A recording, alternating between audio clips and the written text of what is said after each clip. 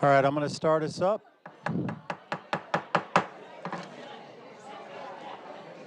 I'll try it one more time. Oh.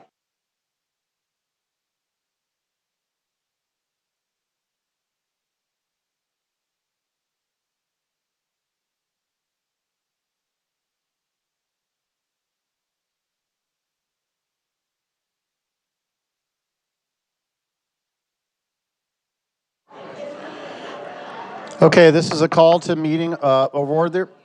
Good evening and welcome to the regular open session meeting of Temecula Valley Unified School District Board of Education, Tuesday, June 9th, 2026 at 6 p.m. The board has been in closed session since 4 p.m. In attendance this evening, our governing board, myself, Dr. Joseph Komrosky, Dr. Melinda Anderson, Mrs. Jennifer Wiersma, Mr. Stephen Schwartz, Mr. Emil Barham, Secretary of the Board, Dr. Kimberly Velez, and the executive team. We'll now begin to have the Pledge of Allegiance. If you have hats on, kindly remove them.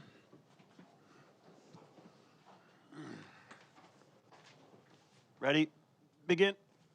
I pledge allegiance to the flag of the United States of America and to the republic for which it stands, one nation, under God, indivisible, with liberty and justice for all.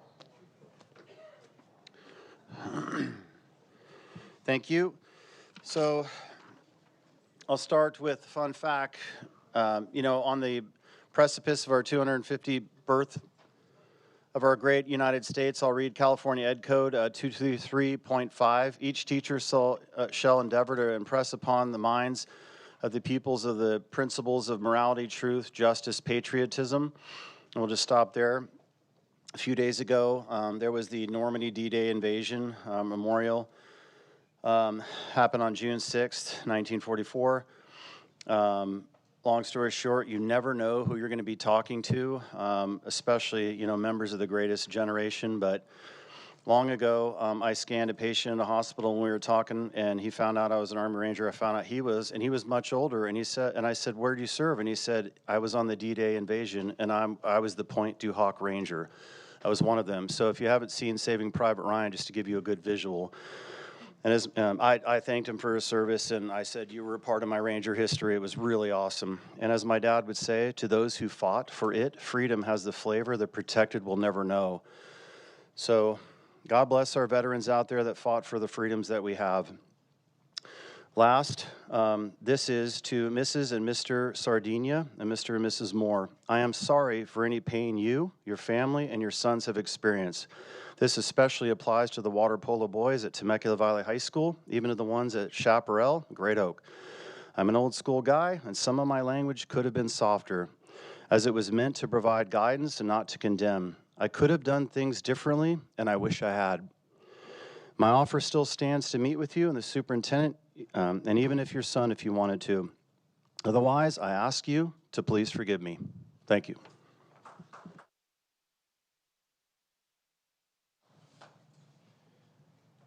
Okay, items considered in closed session for action in open session, E1. I call for a motion and a second to approve the recommendation of the administrative hearing panel regarding the following student expulsion matter. Number 362825. Do I have a motion and a second? Moved. Moved by Mr. Schwartz. I'll second it. Lene, would you mind calling roll? Sure. Wiersma? Yes. Anderson? Yes. Barham? Schwartz? Yes. Komrosky? Yes, motion adopted 5-0. Thank you, Lene. Readout of action taken in closed session. Actions taken in closed session must be reported to the public once closed session ends. Today's closed session began at 4 p.m. The Board of Education took the following action in closed session. Dr. Melinda Anderson. Okay, Mrs. Wiersma. It was moved by Member Schwartz and seconded by Member Komrosky to approve the notice of recommendation for immediate suspension without pay and dismissal and statement of charges effective June 10th, 2026 for classified employee number 366194. The vote was 5-0. It was moved by Member Anderson and seconded by Member Schwartz to approve the resignation agreement effective May 31st, 2026 for classified employee number 332262, and the vote was 5-0. It was moved by Member Schwartz and seconded by Member Wiersma to approve the settlement agreement and general release for case number 202-603-0249, and the vote was 5-0. Lastly, it was moved by Member Anderson and seconded by Member Schwartz to deny the request to cure and correct. The vote was 5-0. Thank you, Ms. Wiersma. On to information reports. Presentation of the 2026-27 LCAP and local indicators for the 2026 California dashboard. And I believe Mrs. Lash is. Okay, I thought it was Mrs. Brown, but you threw me off. It was two of them. Okay, both of them. Thank you.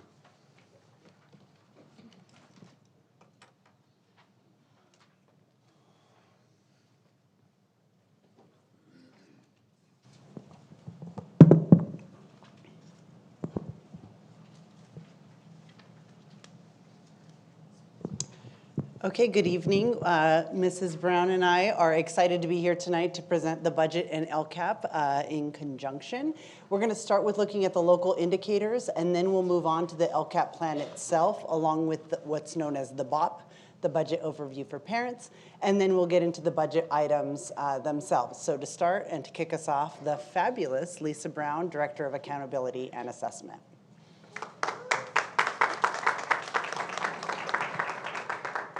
Okay, so tonight we're going to talk about our local indicators, which we have to report out each year, and they get incorporated into our dashboard. But just as a reminder, these are our state indicators. These state indicators are reported either through state testing, which we just wrapped up, and we're looking forward to our preliminary data coming in, but also these get reported through our CalPADS process. So we're in the process of reporting this set of data to the state, which gets reported out to the dashboard each year. So tonight we're going to talk about our local indicators. These local indicators are the teachers and instructional materials as well as facilities, our academic standards, our family engagement, our local climate survey, which we are mandated to give every year, and then the access to broad course of study. So each year we complete a rubric based on the data that we have available to us. So if you look, 100% of our facilities are in good repair. We have an excellent facilities and maintenance and operation teams that keep our schools beautiful.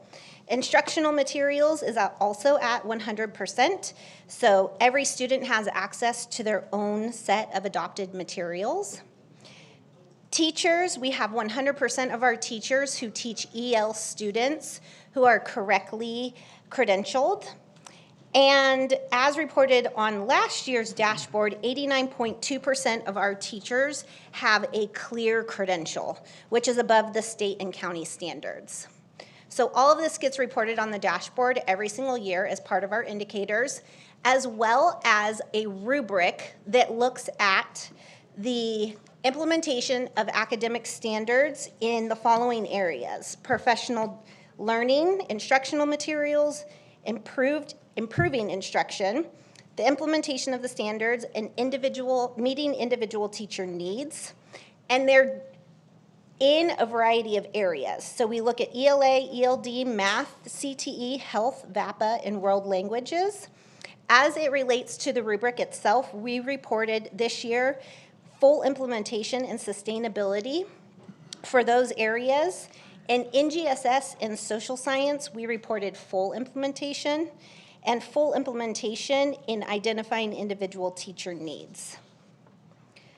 If we look at our school climate survey, we had just under 18,000 students complete the spring survey in grades 3 through 12.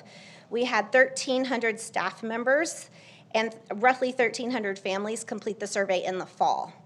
So you can see that in grades, in school safety in grades 3 through 5, 80% of students reported a positive favorable rating, 77% in grades 6 through 12, and parents reported a safety rating of 84%. Each one of those items is up from the year prior. School climate, again, each one of the student groups reported 76 and 72% favorable rating, parents also at 76% for school climate, and staff at 70%. Students in grades 3 through 5, 91%. Grades 6 through 12, 87%. And respectful relationships, as reported by parents, was up 3 at 76%.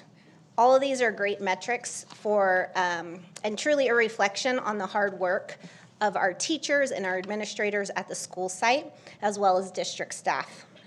So when we continue to look at how parents want to receive communication, one of the questions that we do ask is what form of communication do they prefer? And overwhelmingly, again this year, they like their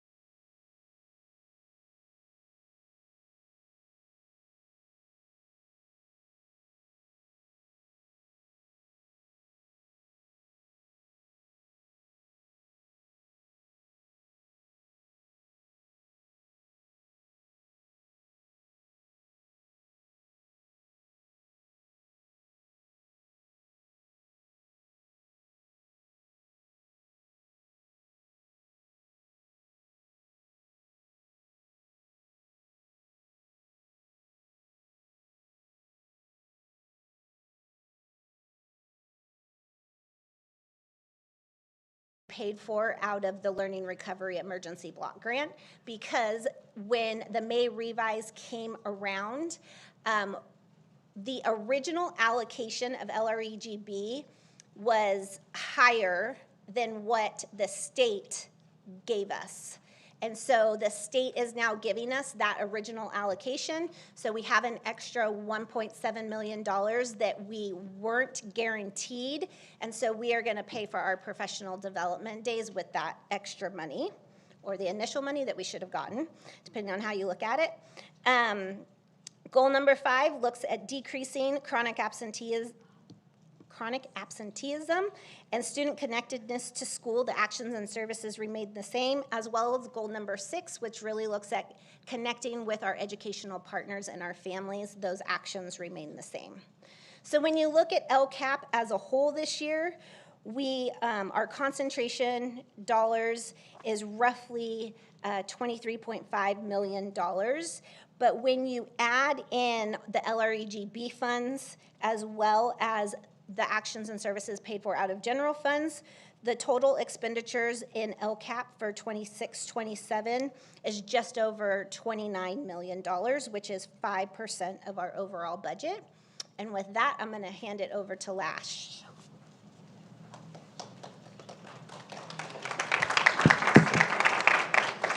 Okay, I'm back. Before we start talking about the budget, I would just like to start by acknowledging our Executive Director of Business Support Services, Kevin Brainack, who's here tonight. Him and his fiscal services team did a phenomenal job carrying this budget over the finish line, making adjustment after adjustment after adjustment, and also my admin assistant, who does a lot of compiling the report and the presentation, Julie Solano. So thanks to all of them. So the theme of the May revision I'm showing in these 5 buckets here. Overall, personal income tax is higher than originally anticipated, and what that means is more money for TVUSD, which is really great news. That money not only eliminated the state's deferrals, but it also came with a suggestion of more one-time discretionary funds to TVUSD, which we'll talk a little bit more about on the next slide. It also came with, in May, a proposal for paid pregnancy disability leave, which would allow for an additional 14 weeks of leave in addition to existing leave for employees. Yes. About a decade late for me, but very, very good thing. The last thing it does is it provides a historic contribution or increase to special education funding, which is also phenomenal.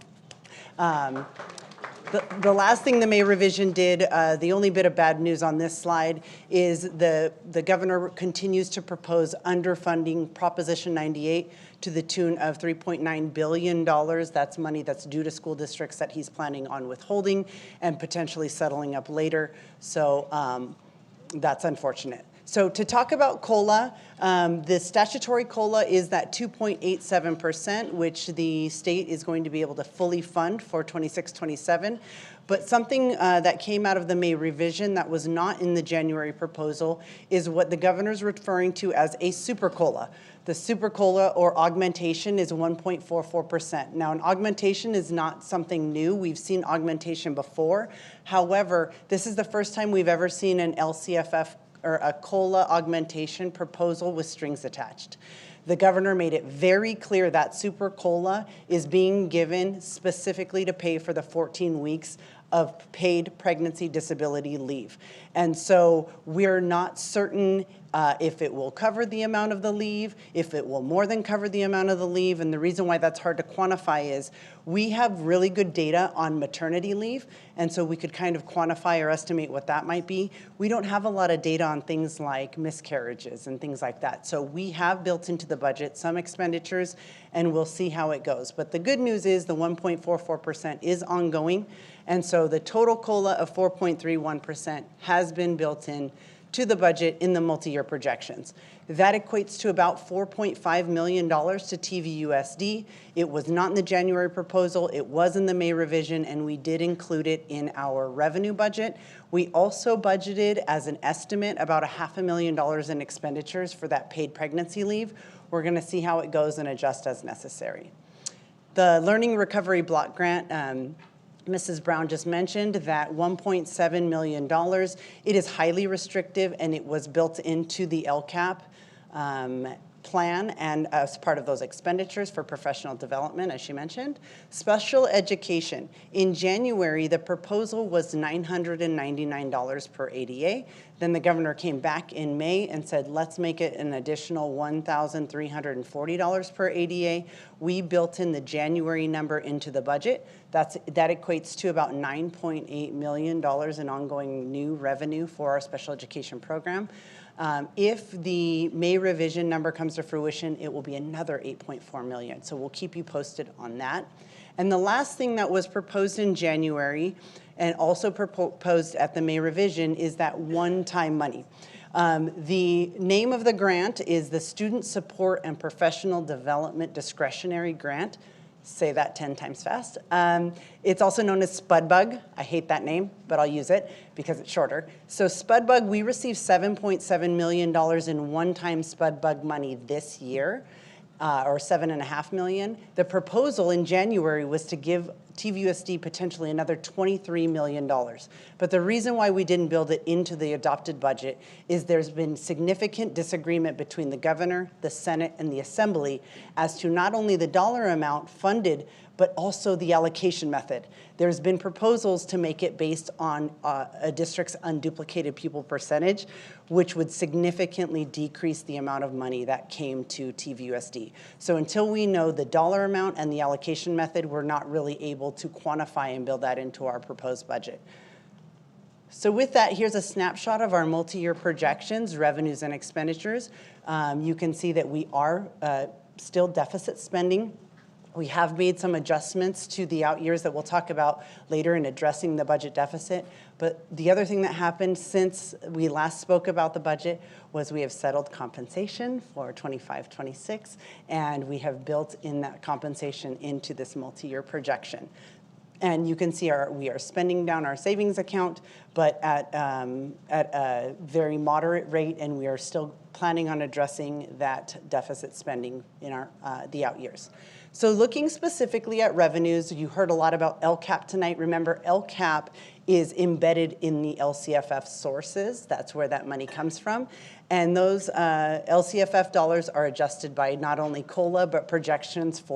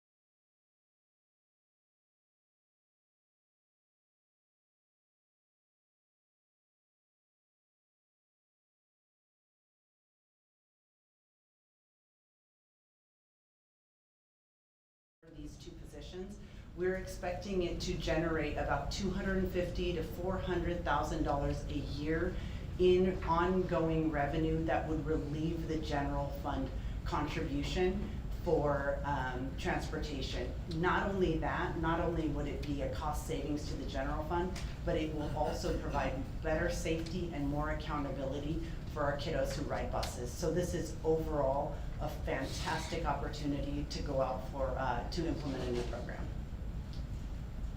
Okay, so speaking of contributions, our routine maintenance contribution for next year is anticipated to be $14.3 million. Our deferred maintenance contribution, this is that commitment of 1%, is about $4.3 million, but I know there's an agenda item on the budget later connected to the bond proposing to double this contribution for deferred maintenance. The transportation contribution from the general fund is $4.9 million. And then lastly, special education contribution from the general fund is $57.7 million. Remember, if we receive an increase in our ADA funding for special education, that contribution will go down. So when we look at our ending fund balance, the story to tell here is down at the bottom. We call it our state budget uncertainties, but that's really our rainy day account, our savings account. You can see right now we are projected to spend that down. And so we're going to spend the next couple of years addressing that budget deficit. We've already made strides, as we've talked about, but we'll continue to kind of chip away at that. But it's really important, there's a lot of unknowns still before we can make those decisions. So by just in the next week or two, we're going to know about the governor's actual adopted budget. So how much in one-time funds we'll receive will be known at that point. Any more money for special education will be known.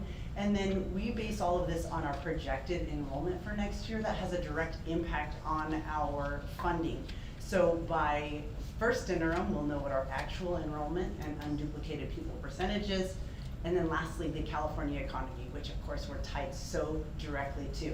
So once all of those things kind of come to fruition over the next few months, we know we're going to require further reductions in the new year. But how much and how quickly is still to be determined. So we'll be on the lookout for all of those things.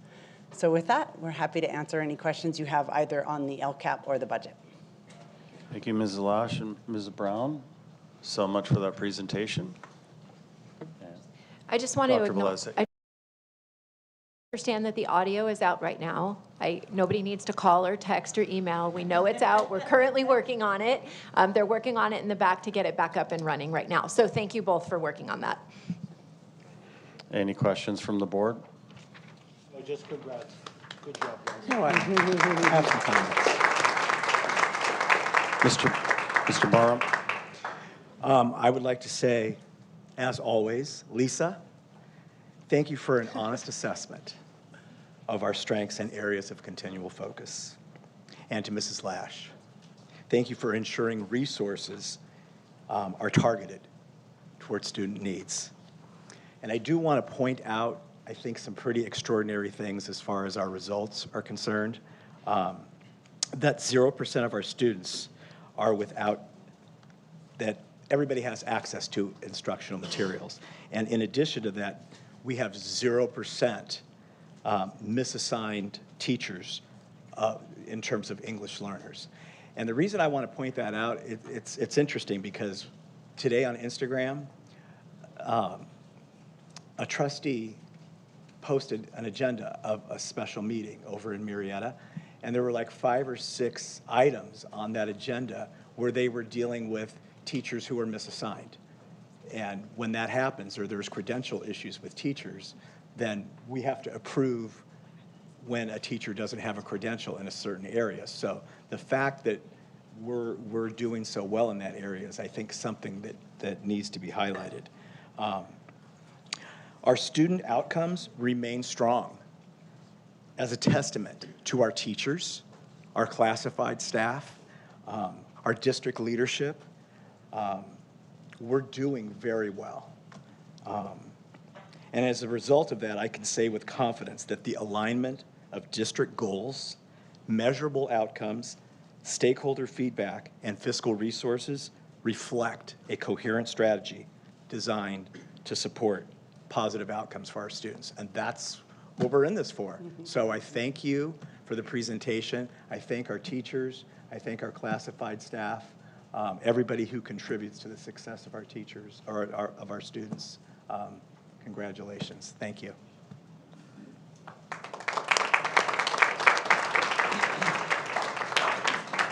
Thank you. Okay, we're on to 2, Nutrition Services Update, Written Report. Are there any questions from the board or comments? I have comment. Okay. Our director in nutritional services, he is an innovator. He's taken me around and he shows me, there he is, Mr. Brad himself. He shows me his operations, and he's coming up with new things all the time in terms of recipes and this farm to school program, his farmers market. And the fact that you're planning on centralizing operations, I think, is great. But the thing that I want to point out about you that I think is so extraordinary is it's hard to manage a food budget. I mean, restaurants fail because they don't know how to manage a food budget. And you do it so well that you have all of this extra money left over to do something that a nutritional services director just normally wouldn't be able to do. You go to the California Department of Ed and you say, I have all of this extra money and I want to spend it on benches for TKers or shade structures. And I just think that it's so commendable. And I want to commend you for your work in innovation and how you manage a budget, because I think it's pretty extraordinary. So just want you to know that.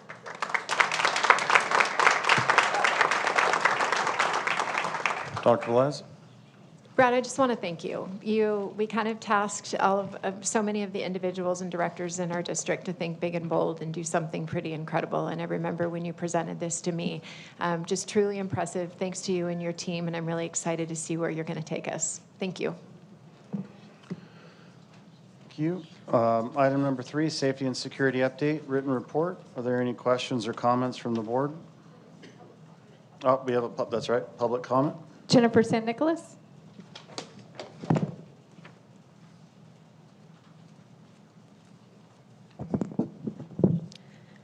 Well, I appreciate the efforts and changes that Mr. Pastor has made on our campuses to keep our kids safer. I have to ask what we are doing to keep our kids safer from the people who are supposed to be trusted adults. Trusted adults that have been harassing and sexualizing our students in person and on social media. Mrs. Wiersma, there are videos of you at 2 different graduation ceremonies grabbing at students that did not want to be touched. It happened repeatedly with you yanking on arms and trying to shake hands over and over again. It has been seen on live feeds from the ceremony. Also, we haven't settled the issue of Speedogate and the way members of this board compared upstanding student athletes to adult film actors and exotic dancers. For this reason alone, people should not be allowed near children when they say things like this. So explain how that makes us more safe and secure. I noticed that Watchdogs is listed as part of the safety and security update, which is great. Despite becoming a watchdog over a decade ago with my husband, I'm not sure it made the campus less vulnerable, but it was a great way for parents to be on campus and involved. I am concerned that 2 of the spokespeople for the program in this district have gone on social media and sexualized children. One sits on this dais, the other just made a video about how girls' body parts are distracting. So again, how are the girls safe and secure in this scenario?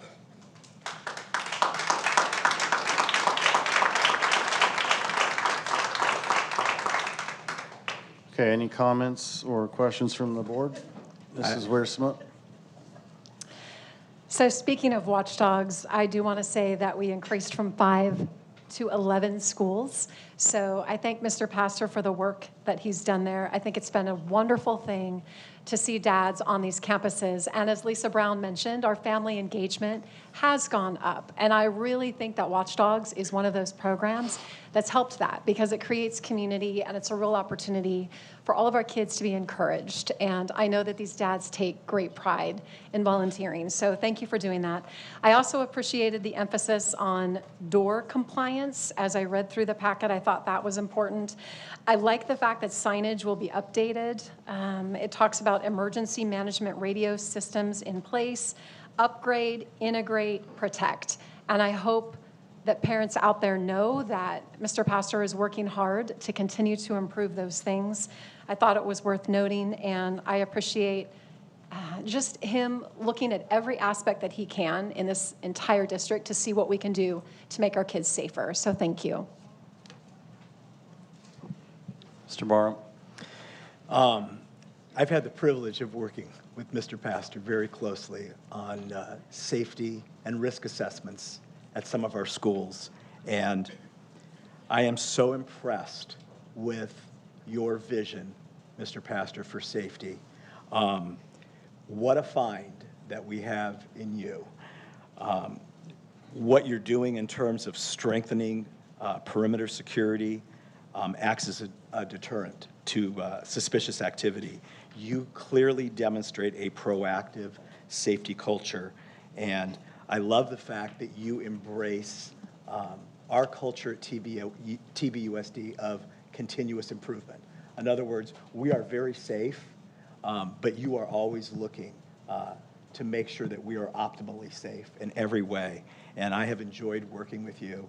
I think that you are a fantastic person. So I want to say that. Okay, thank you. Anybody else? Dr. Velez?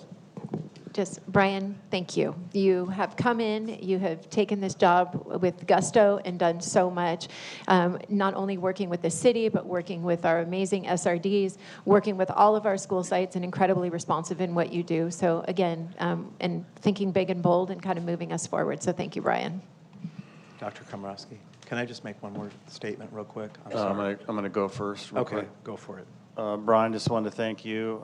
Really glad you're at the helm of our safety and security here, and all the staff with you. Jess, Michelle, there's just too many to name. Really happy to be on the safety committee with you, always talking with you, updating. Yeah, thanks a lot. And we'll see you Tuesday at the city school board meeting, talking about safety all over again, but with city this time.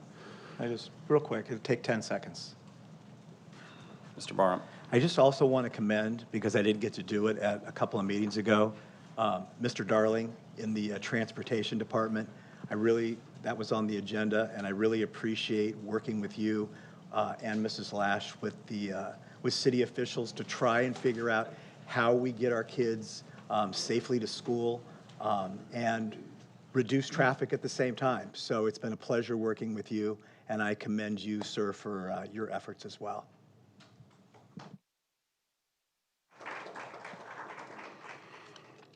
Okay, we have 2 public comments on item 4, governance breakdown, minority board member rights, and legal compliance concerns. Take those comments. First up is Danny Molina, followed by Lindsay.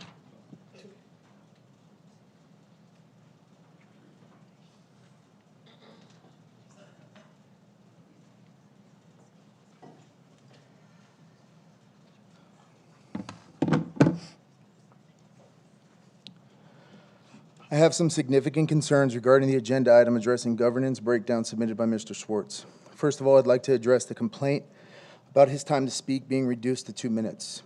This meeting is not intended to be a podcast for board members. This meeting is for the public to address you, and then we wait for your decision on the agenda items. Last meeting, you caused a scene about public comment not being heard, but let me remind you what happened when you were part of the majority at the September meeting last year. How many minutes? One. Just kidding. I know Tony's. We've got one. Okay, so we have 1 minute per each comment. In that video, you're holding up a 1 and not even entertain the idea of more than that for the public. But here we are today, where you have to waste valuable time to hear you complain about 2 minutes for deliberation. In fact, several of the concerns you bring forward in the document are actually restrictions we didn't see until you were part of the majority, like limiting access to legal counsel, time limiting on deliberation, etc. One of your issues you're complaining about is only being allowed to agendize 2 items. Sir, you didn't even submit 2 items for today's agenda. Why do you put the community through this political theater? More importantly, you did not have to submit this letter with the accusation of minority discrimination, which in my opinion is the most egregious attempt to play activist from your elected position. I'm assuming you mean minority 2 to 3, and I hope you're not claiming minority status as a Jewish man, because the people you're accusing of discrimination in that case are probably the most supportive Gentiles of the Jewish community in this entire room. Your support for marginalized people is not a free pass to masquerade as an oppressed victim. What you have done here, seemingly, is actually deeply offensive to those who have actually felt discrimination. Since nobody else will point that out to you today, I feel deeply obligated to. Please do better. Lindsay?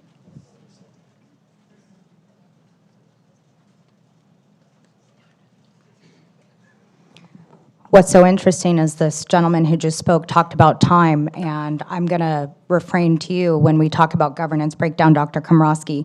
So you mentioned that, just to be clear, and I'm reading it from the transcript, that we have 3 items more. We have dress code number 7, we have 8, student digital citizenship, athletic communications, and code of conduct. And 1 more, we have 12, demands to cure and correct. And you, as I continue going on that, we have 5 comments on dress code. I was one of those. Item 7 that will be prioritized. Out of those 5 people, we know who you are. I am one of them. So are you going to allot me more time tonight? Do I have that additional time tonight? I don't think so. And then we have complaints about time over here. So let me just jump into what I want to say. When it comes to this breakdown, it's very frustrating that people take a lot of time out of their days to come here. We make arrangements. I have a child, I pay to be able to come here, and that time is taken away. So when you create an agenda, Mrs. Wiersma, Melinda, you put 2 items on an agenda. It was approved at the last board meeting, and now they're magically disappeared. People take time to make those comments. I would have appreciated it being on this agenda tonight and you motioning to postpone indefinitely or what have you, and at least be transparent that they were coming back. That is what you had said, and it's very disheartening and disingenuous that I have to take the time to come here, rush here, to give that when we've allotted our times for ourselves. It's very frustrating. So it's ongoing. All I'm asking for is a little bit of trust. There's no trust when we hear one thing and we see another. Just be honest. You put 2 items on. If you really don't want to hear what the public has to say, then just remove it at the next meeting, at least place it on the agenda and do that. I would have more respect for the both of you if that were the case. And for you, Dr. Komrosky, your tonality when people come up here, just be consistent. If somebody's not on track, just ask them kindly. Change their tone, change their tonality. The respect will be there. Give respect, you'll earn respect. It goes across the board. So all I'm asking for is, regardless of individual viewpoints, the community expects our elected officials to work collaboratively, follow through on those commitments like you did at the last meeting, and focus on the business of serving students. I encourage this board to prioritize that transparency, accountability, and professional governance practices so that attention can remain where it belongs, on student success and the long-term health of the district. And when it comes to governance, even though I disagree, you wanted to amend and move an item up to the power lines to the front for time's sake. To me, that has nothing to do with our students, even though I can't stand that, and I hope it never comes to pass. But again, prioritize our students.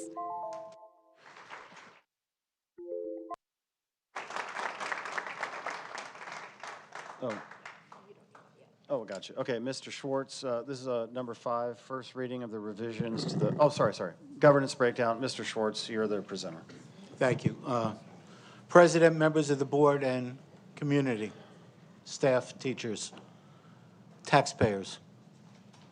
I need to place on the record a serious concern about the constitutional and statutory infirmities created by this current governance structure. Since the adoption of 9322, we've seen a pattern of selective enforcement and ad hoc application that has not been applied even-handedly. That kind of inconsistency is not mere procedure. It goes directly to fairness, due process, and the integrity of our public deliberations. The practical effect has been to silence minority voices, not religious minorities, board minorities, and prevent full discussion of issues that are central to our duties as elected officials. When debate time is reduced so sharply, when agenda access is arbitrarily constrained, and when procedural rules are enforced selectively, the board is no longer functioning as a deliberative body in any meaningful sense. That creates serious legal exposure under California open meeting principles, public governance requirements, and First Amendment concerns. I want to be clear, this is not a theoretical complaint. There are numerous examples since this bylaw was adopted where the rule has been applied unevenly, depending on who's speaking or what position is being advanced. So my request is simple. Restore equal and reasonable debate time, apply procedural rules consistently to all members, ensure fair access to counsel within the scope of official duties, and bring back a governance process that is lawful. And I would urge all of you to read Bylaw 9200, which states the duties and responsibilities of board members, and they all have equal responsibilities and duties. Thank you.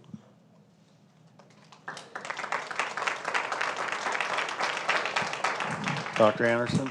I didn't prepare comments, but I would like to address, I do think this board can do better with governance. When I was board president, I agree. The majority was unfair to the minority at that time, which was a different 2 board members, and now it's still a little bit unfair. And I really think that we should schedule a governance/Brown Act special meeting in the very near future so that we can have a more detailed discussion about, is there a way to do better as a board?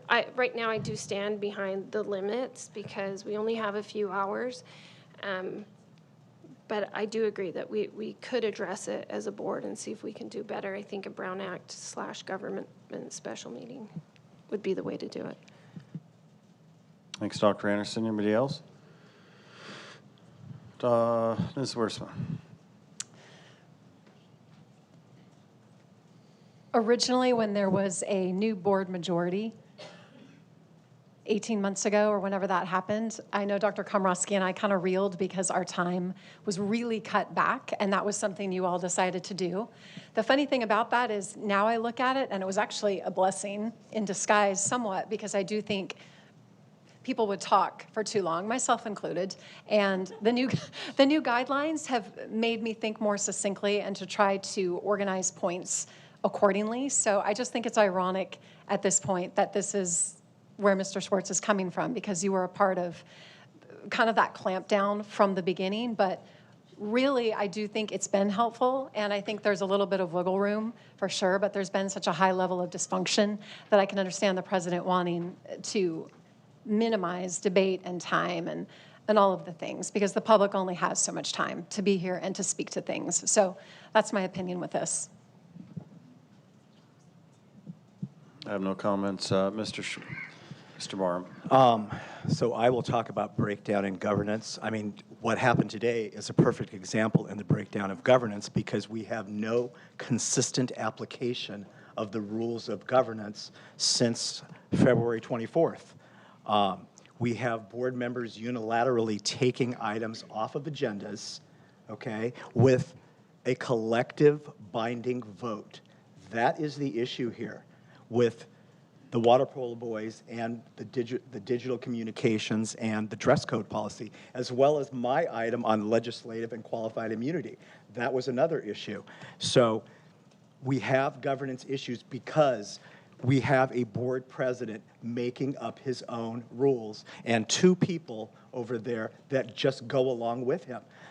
That's number 1. Number 2, suppression of time to adequately deliberate on issues before the public. 2 minutes is just not enough time. 4 minutes when we were last year, that's adequate. You cut it in half. How can you deliberate on budgets, student achievement issues, bond issues? How can you deliberate in 2 minutes? It's absolutely impossible. And in addition to that, being limited to 2 items, 2 agenda items per meeting. I put nothing on this time because I had nothing to put on. But in the past, if there's something pressing, okay, that the community needs to hear that is beyond 2 items, I feel we should be able to put those items on. And I'm going to quote Dr. Komrosky back in 2025.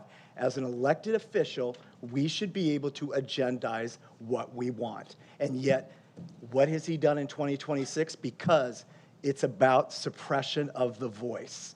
That is what this is about, and that is what he did. And that's it. We need to restore good governance.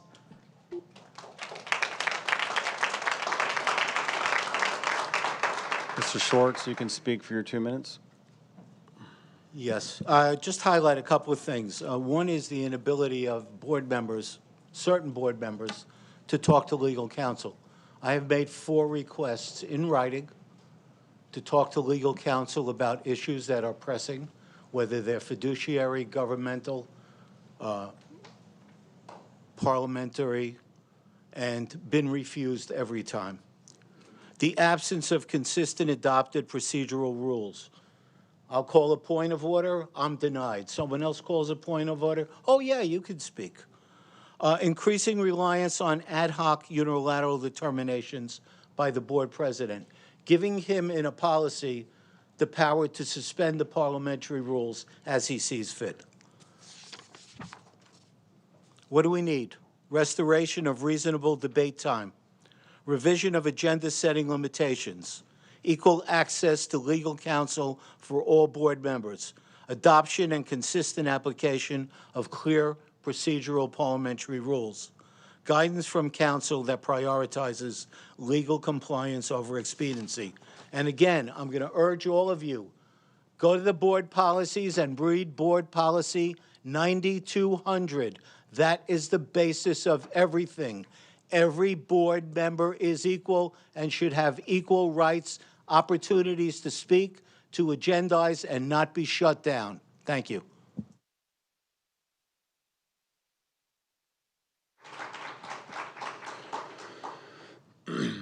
I'm grateful that one of the functions of the board is to provide direction, and 3 of us want these meetings to run smoothly, with professionalism, in a timely manner.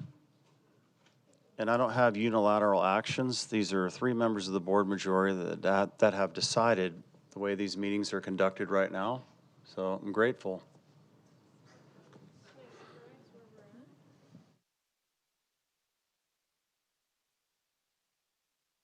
Okay, we're on to the next item. Item number 5, first reading of the revisions to the board bylaw 9124. Attorney. Yeah. Any questions and comments on this first read? I will say this. It'll be brief. Over a year ago, I thought, it might be helpful, and I even mentioned Huff, General Legal Counsel, said another school district, he let all board members contact him. I mean, they had guidelines. He said often, questions could be answered within a couple minutes, and often he wouldn't charge, but he was, he worked with board members. They had a policy set up for that, and I was shut down completely by 3 members of the board. So I find it ironic that we're here and a couple board members are complaining when I had raised this very issue and they mocked me for raising it. So nevertheless, we're here, Dr. Velez and myself, put this on to further discuss it, and we're willing to talk about 3 members of the board providing direction, and this is the first read, but we're open with guidelines. That's all I have to say on the presentation. Any other board member want to comment? Unless you want to, Dr. Velez. Dr. Komorowski, I'll just add, this was a request of multiple board members to kind of look at a revision of a policy. So I did work with Dr. Komorowski on this to come up with at least a first read to gather some input from other board members in terms of where they'd like to land. Anybody? Dr. Anderson? If there's no opposition with any of the board members, can we take action on it today? I have some comments I want to make. We can do,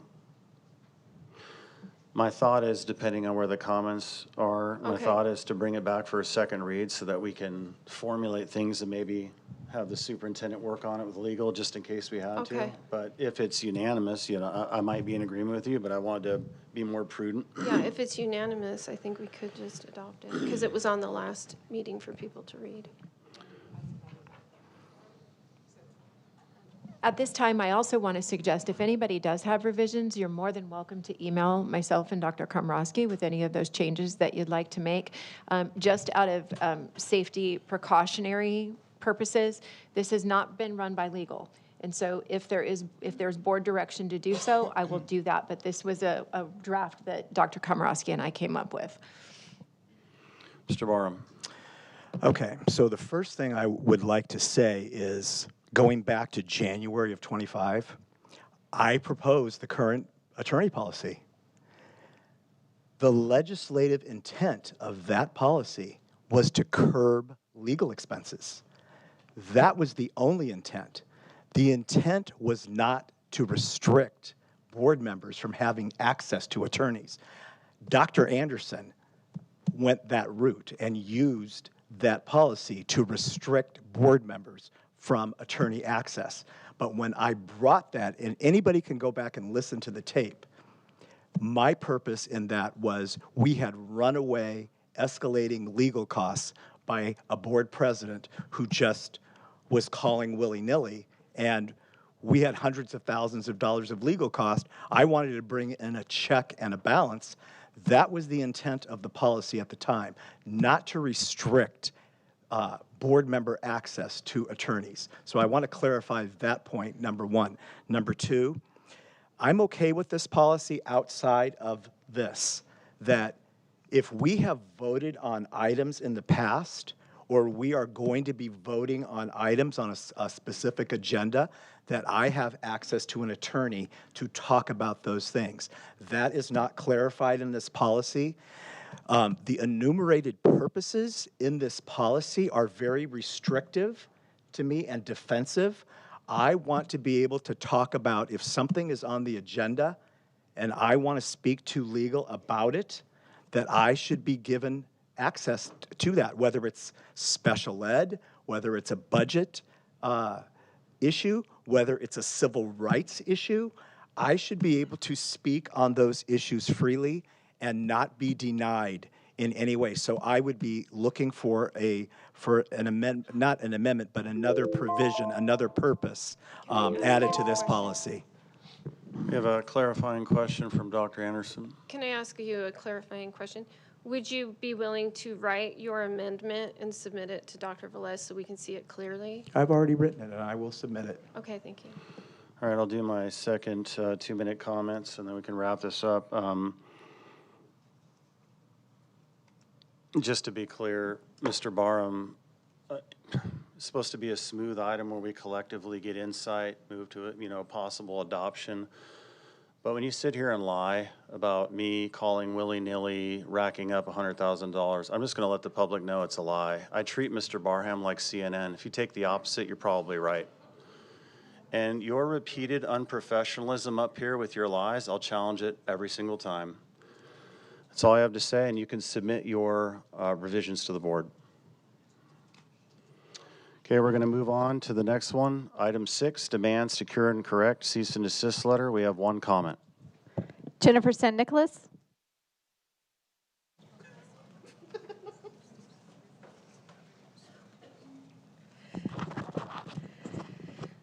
So I see Hurricane Chelsea is wasting taxpayer time and resources again, though that is her right under the law. I find it interesting that a Florida resident gets all this attention.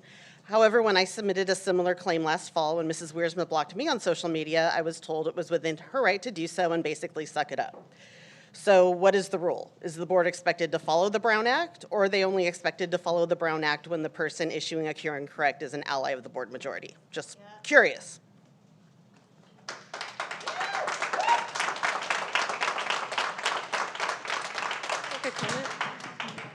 I just want to make this comment again.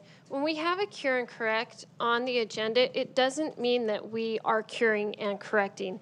When I was president, I think I had over 20, and we only cured and corrected one time, but each of those gets put on the agenda.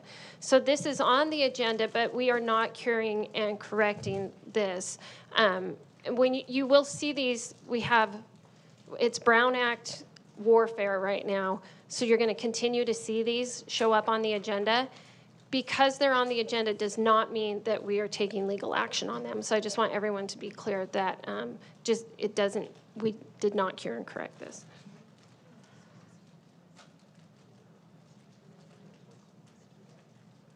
How many general public comments do we have? 9? Okay, so 3. Yeah, 3. On what? What did we? General public comments?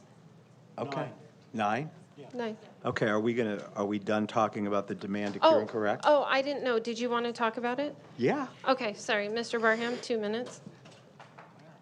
Yeah, I just want to say, in terms of this person, I have no words. I really have no words. And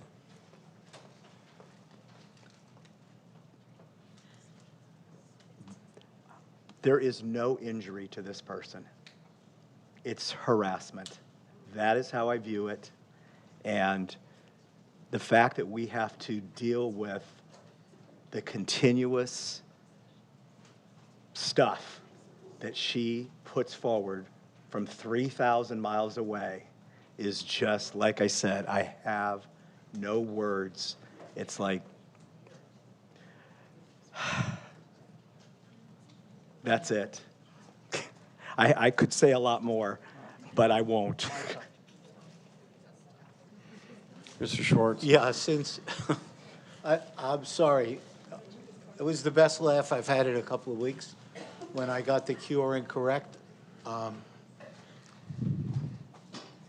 person assumed, and I'm not going to mention their name, that when I mentioned somebody from another state, that I was talking about them. There are a lot of people from other states. It's just, I have to go along with Emil.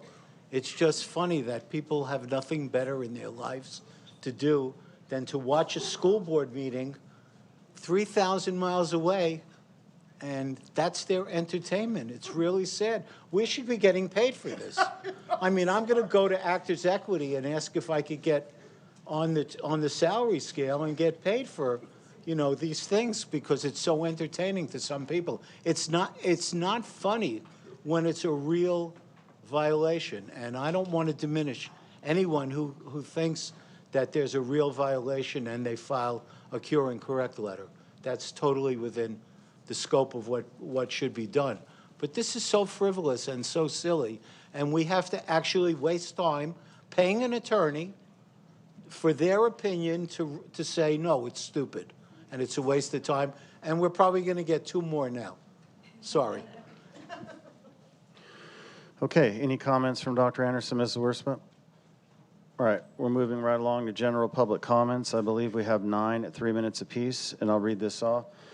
The governing board welcomes public comments. This is a time for open session public comments. Public comments are allowed up to a maximum of 3 minutes per comment in the order received, to a maximum total time of 30 minutes per item for comments on agenda items or non-agenda items. For consent agenda item topics, a limit of 3 minutes total will be allowed from one speaker. Unless the item has been placed on the published agenda in accordance with the Brown Act, there shall be no action taken. No discussion will be made regarding personnel issues in open session. Also, pursuant to Education Code Section 7054, The public comment process shall not be used to show support or opposition for any ballot measure or candidate for political office, including candidates for the District Board of Education. All public comments are an important part of the board meeting and are carefully considered by the governing board. Lene? First up is Christy McClure, followed by Jennifer Catalano.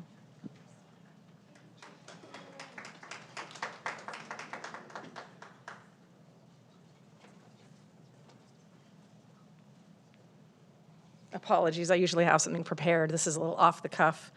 Last week was a big deal for many of us. We had students graduating, end of school, promotions, families that maybe are no longer be at the same school or maybe even leaving the district, saying goodbye to favorite teachers. It was a big deal. It was emotional. And the last board meeting, none of you talked about students during your closing comments. Not one of you. Dr. Velez did, and Melissa Chai did. The meeting was spent bickering. You guys were bringing up petty, stupid stuff on the agenda. I'm sorry, but this has been 4 years of this. My child's entire high school career has just been incompetence, just stuff on the agenda that has nothing to do with students, with success, with managing the budget, with improving facilities. There are so many good people in this district, like incredible district, award-winning. The staff at the district level, the teachers, everyone on down to the people that are ensuring our students can cross into school every morning without getting hit by a car. I mean, it's an incredible district, and you guys every month are bickering and mean to each other and disrespectful and not doing your job. And it was a big deal this last week. It was a big deal at the end of school for many of us. And you all behaved like people who don't care. The way you vote, the way you treat this room, this agenda, this public, are people who don't care about public education. You might say you do, you might say you like teachers, but the way you vote, the way you act, what you put out on social media tells a very different story. And we are so sick of it. My child was protesting her freshman year. Friends of hers were part of a lawsuit. Students were part of the May versus Komrosky lawsuit that have long since graduated, not the union. Students who I know long after all of this started. You have to do better. You have to start doing your jobs. I know that you too care about public education. We can see it in the way you vote, what you put on social media, the way you are attending events. Stay with that. Remind yourselves of that. My mom gave me advice when I was a child and other kids were acting out. And she'd say, Christy, don't lower yourself to their level. You guys are here because you love public education. We all see it. We see the way you vote, the way you act. Stick with that. Ignore all the petty stuff. We're just so tired of it. We are exhausted. We have had 4 years of a crap show, and we just want you guys to start governing. Maybe just start with putting together the agenda competently. Just a normal agenda. Follow the rules. Just getting the agenda done. I think there's probably half the room could put together an agenda better at this point. Start there.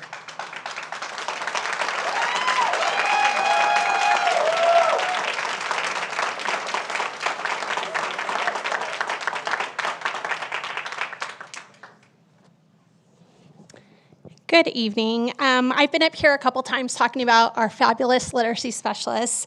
So tonight I'm here to speak about the literacy support and the decision not to fill 2 of those literacy positions for next year. While I understand difficult budget decisions must be made, this is a particular cut that comes at the expense of students and student achievement. It reduces support for the students that need it the most.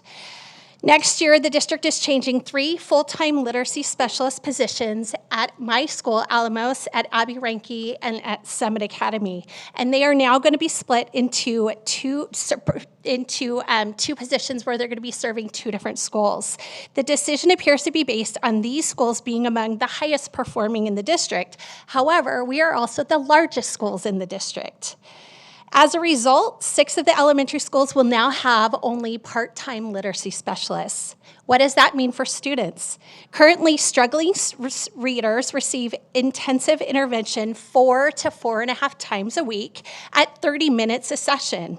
Under this new model, many students will receive support only 2 days out of the week. Research after research shows that early literacy intervention is the most effective way to prevent reading difficulties. Studies show that intensive, targeted, daily, small group instruction accelerates reading proficiency and closes the achievement gap. Effective intervention should take place 4 to 5 days a week for at least 20 to 40 minutes to be effective. Most students receiving intervention are already working to make more than a year's worth of growth. How can we realistically expect these students to get support only 2 days a week? Even our current MOU states that teachers must provide intervention 4 days a week for 30 minutes. How can, yet most of our most vulnerable students may now receive less support. And I will tell you something, the students that are receiving the in-class intervention are still the same students receiving the literacy support from our literacy specialists. So they are getting a double dose at the Tier 2 level. I also want to point out that the district maintains a reserve well above the 3%. While I understand the need for fiscal responsibility, I believe there are other ways to address budget concerns without reducing student services. We could save significant funds by limiting legal expenses, which you guys all use to the T. And I know it's a very tough decision when budgets need to be cut, but I respectfully ask the board to reconsider the decision and to look for budget reductions elsewhere. Our literacy specialists provide critical services, and they need to be kept at all of our schools. Thank you.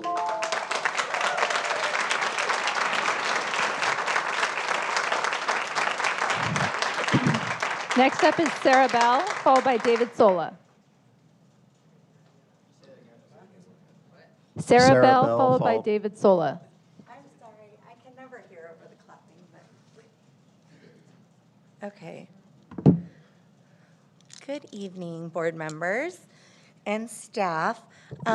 Tonight, my comment is for the board, as well as every TVUSD employee who has contributed to the success of our special needs son, Carter, who received his certificate of completion last week at Chaparral High School with the class of 2026. Thank you to Mr. Arce, who at the graduation ceremony himself nearly had to catch him as he struggled to navigate off the steps of the stage. Once he finally did make it to shake your hand and receive his certificate, it was truly a heartwarming moment for our family.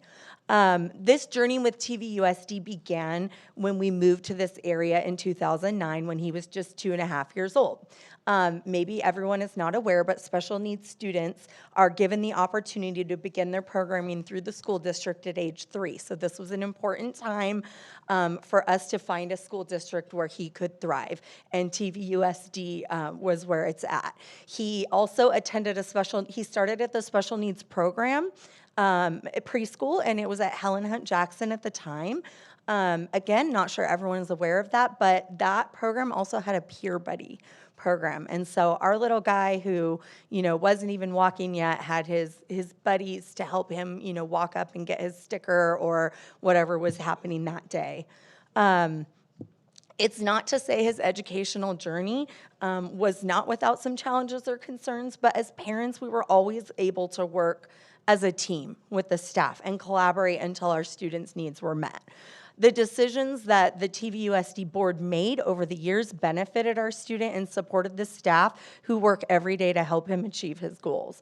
So to all of our special education staff, please know how much your efforts are appreciated and how much we appreciate as parents when the board takes care of that staff. It's the instructional aides, the therapists, the transportation staff, obviously the nurses and administrators as well, made the difference so that he could achieve this milestone. And so my hope is that the actions of this board will keep this in mind and act on the behalf of all of our students. Our family will never forget the joy of seeing our son grow and succeed in this district. And it's also one of the reasons you see me here month after month, and why I'm invested in this district. I know what's possible when students, families, and staff work together. My hope is that we can return to a district that all of us, parents, the students, the staff, and the community members can be proud of. And thank you to Mr. Barham and Mr. Schwartz earlier for speaking on our behalf for the removed agenda items that we weren't prioritized on. Thank you very much.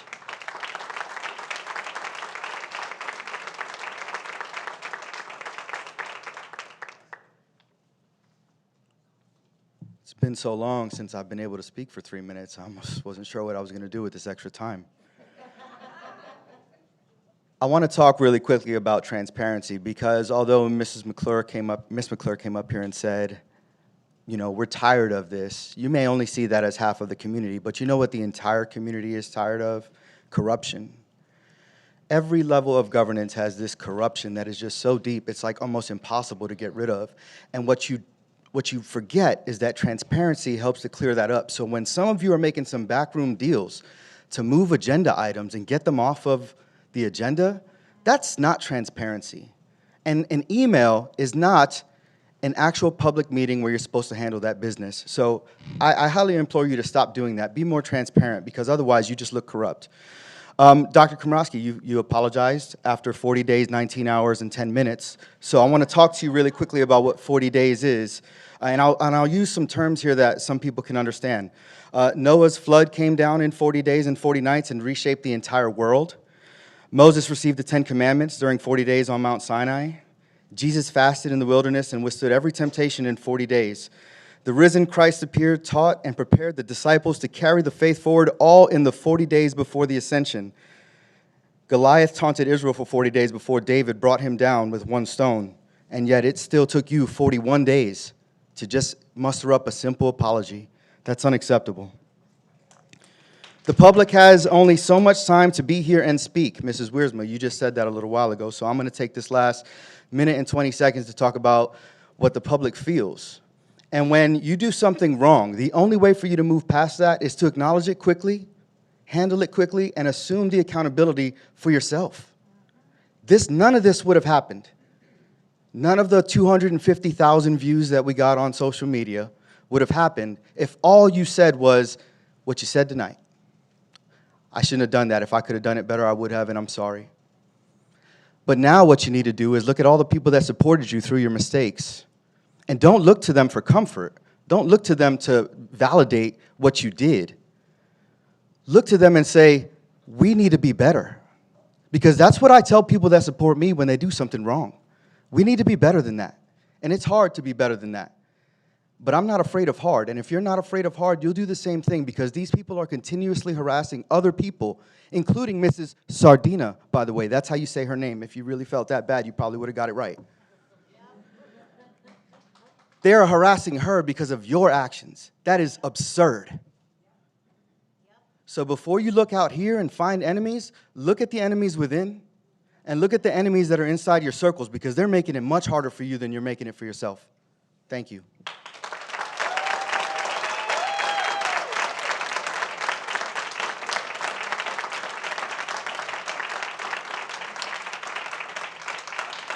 Mike Brewer, followed by Todd Reeves.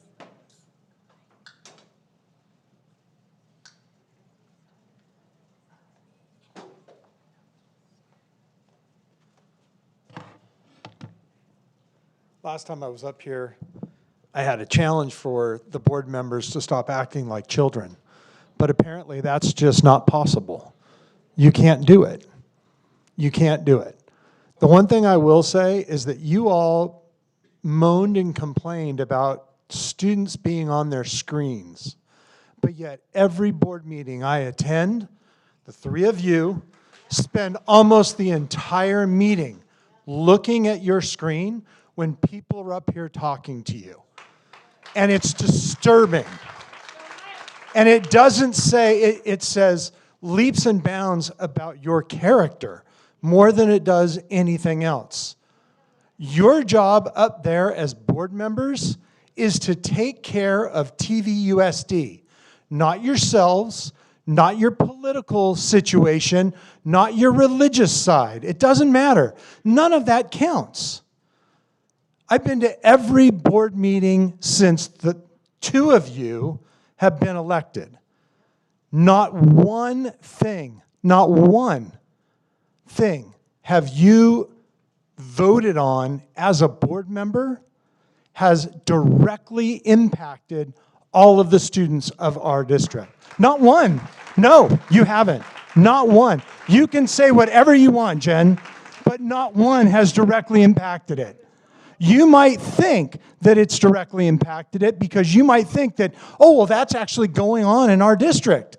The problem is that you can't just do a walkthrough and go, hey, it's going on in our district. You have no clue as to what's going on in our district because you're not involved in our district like the teachers, like I am every single day, with the students every single day. We see what's going on. We know what's happening. But you sure as heck don't. And for you to sit up there and go, oh, you don't know what you're talking, no, that's ridiculous. You sit up there and you roll your eyes and people stand up here and talk. And instead of being a board member, instead of doing what you're supposed to do, which is to listen to your constituents, to listen to the students that come up here and speak to you and say, hey, this is wrong. Instead, you go out and call them names, and you ridicule them, and you make them feel like crap. And you wonder why students are struggling? And then on top of it, we go back to the whole thing about making sure that students have the opportunity to speak to people so that they can maybe work out a problem. No, that's a problem for you because you guys don't want to let our students actually talk to a counselor because you feel it's the parents' job. Well, if the parents can't help, they need someone else.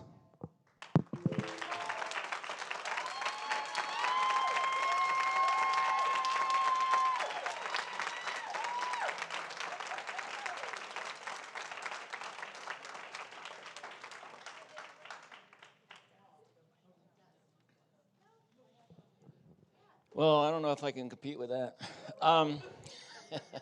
What I want to talk about is our former student board member, Melissa. You did a great job. And I'm just going to quote what you said at our last meeting, if it's okay. Please direct your comments to the board. Thank you. Okay. All right. Said, there's always, like without fail, some sort of argument or something that I feel like causes a lot of conflict or political polarization that has truly nothing to do with education or any of the other matters that are important at this hand of this, in my opinion. Instead, month after month, I return to this seat and watch hours of pettiness, personal attacks, accusations, dysfunction, and unprofessional behavior. All it does is create more conflict and draw more attention away from the issues that matter most, which is the students. There's a new elected one, and I want to give him a little shout out, Nate Berry. I only can hope that when his time is done here, that his speech will be a little bit different.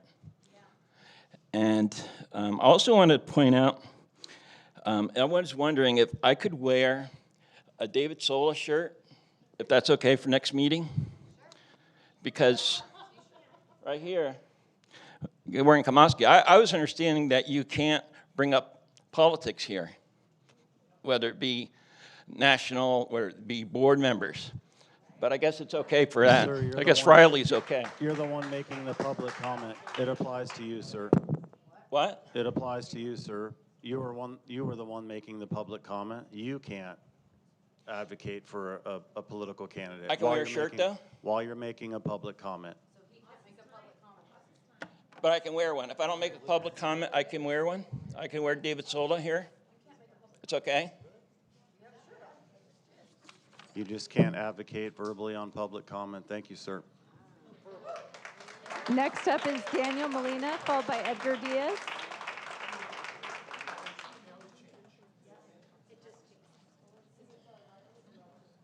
Danny Molina, followed by Edgar Diaz.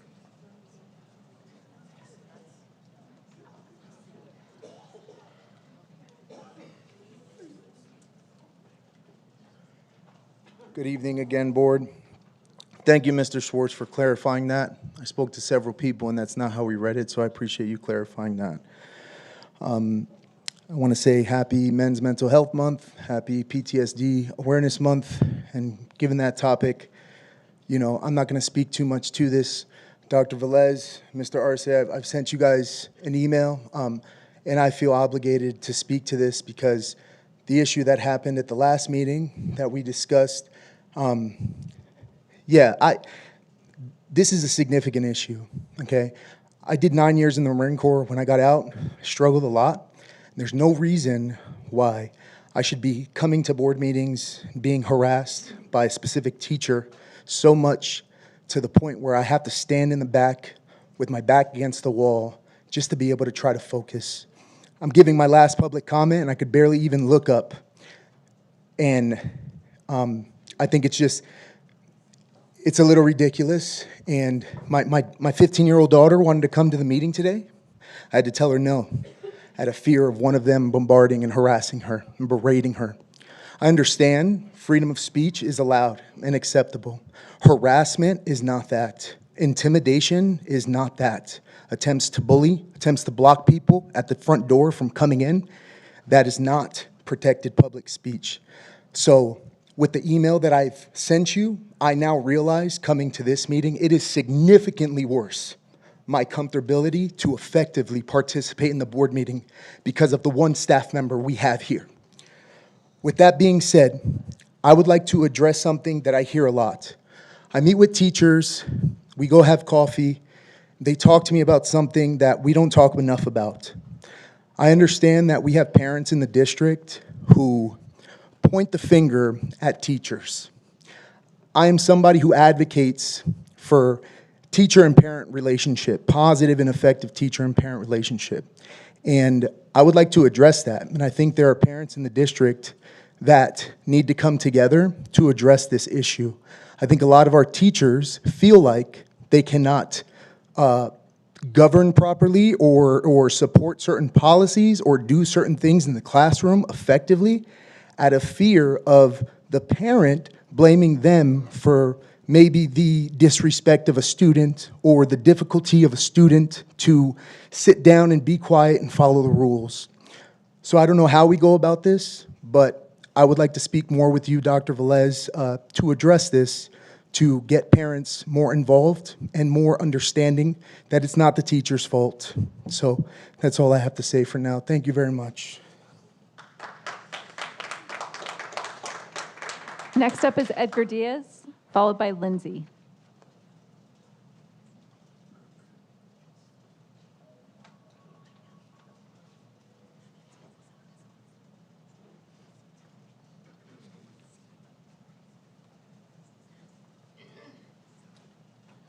My apologies, I didn't hear my name on the run-up.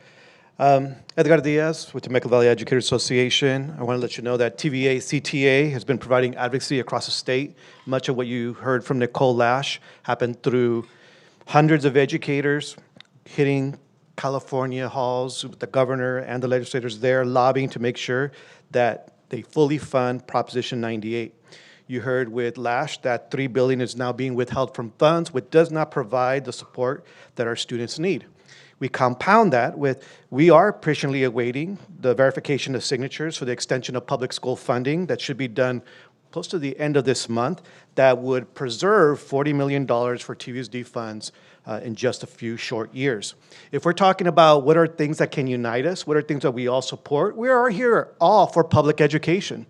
Why is it that we're not hearing more about how we can get more funds for our classrooms to fully staff them and to make sure that students and teachers have to be able to succeed?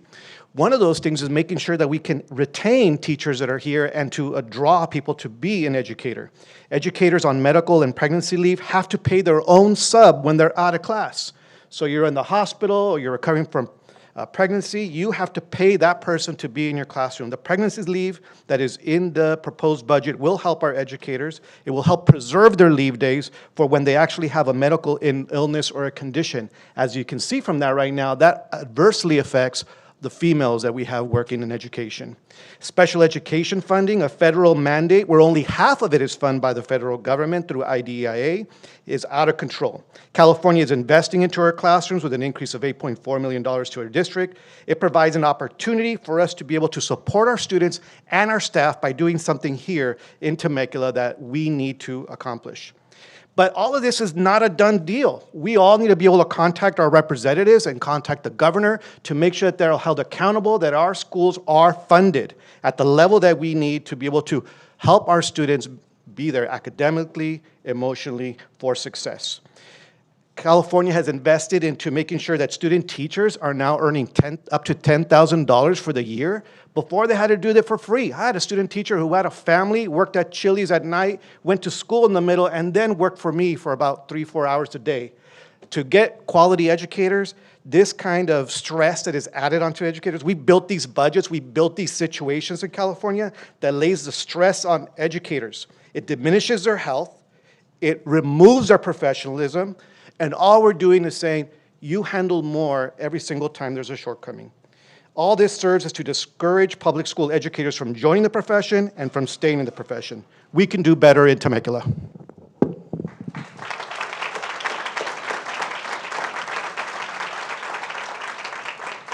Lindsay?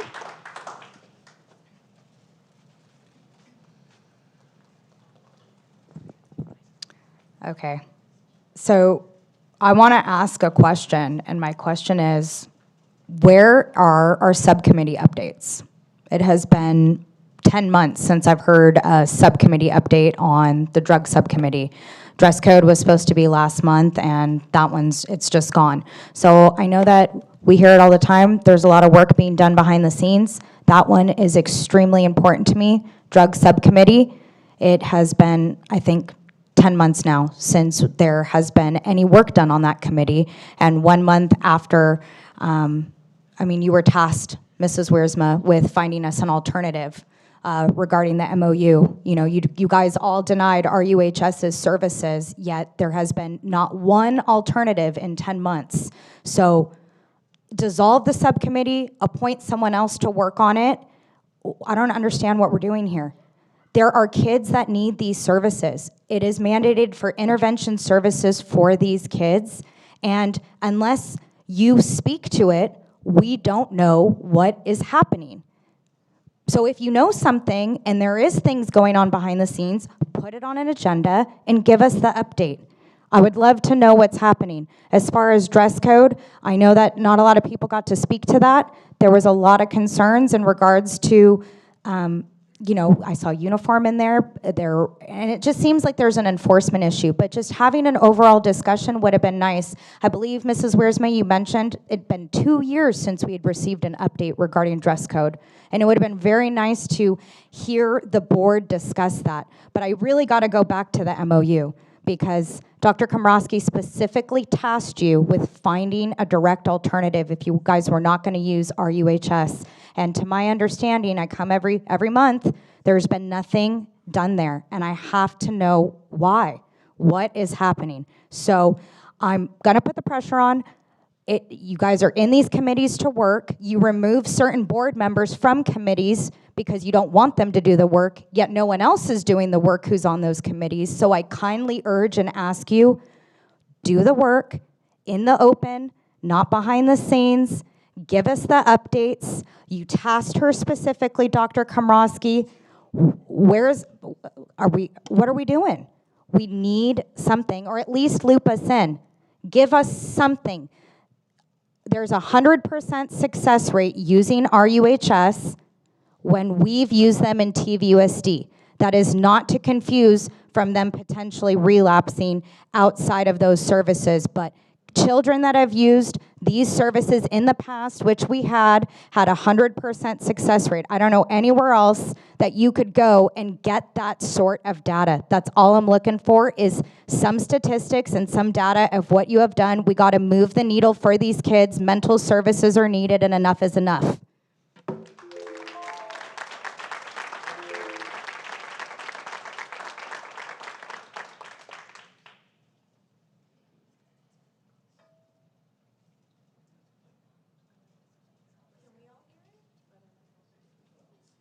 Okay, I thought we had one more. We don't? Yeah, okay. Jenny Scharf. Thank you. I apologize, Lene, for giving it to the wrong person. Apparently, I'm very scary. They had to re-put the thing over here. I heard I was very scary and intimidating.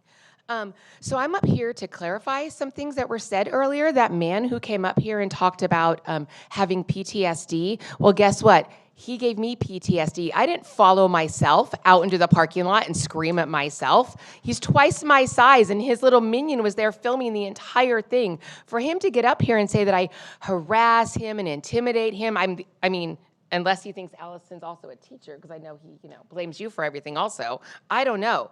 But this is absolutely ridiculous. And I'm talking to all of you, the fact that you let that man on a school with children, after all of you watched him chase me out into that parking lot and saw the video of what he was doing, chasing and cussing at me, and we let him around children, that is a problem. Melinda, am I interrupting your scrolling? Because you're not looking at me at all. Well, yeah, you could pay attention. I mean, you think as a fellow female, you might care that men like that who also disparage women's bodies and say that they can't possibly show a piece of skin or else his children won't be able to learn. We'll do better, raise better boys. Are you kidding me? This is absolutely ridiculous. And for him, I wasn't even planning on speaking. That's why I came up late. But I will not sit by and let myself be lied about publicly, especially when it's on film. This is absolutely ridiculous, and he should not be allowed around children. Thank you.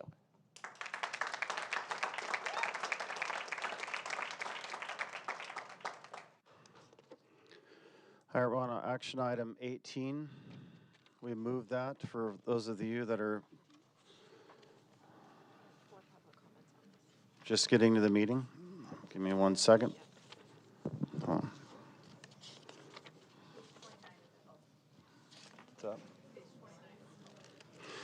Yeah, let me just read this off. Resolution 2025-26 /51 of the Board of Trustees of the Temecula Valley Unified School District opposing the SDG&E Golden Pacific Power Line Project alignment near school facilities. Okay, so how many comments again? 4, okay. First up is Lisa Sleeman, followed by David Sola.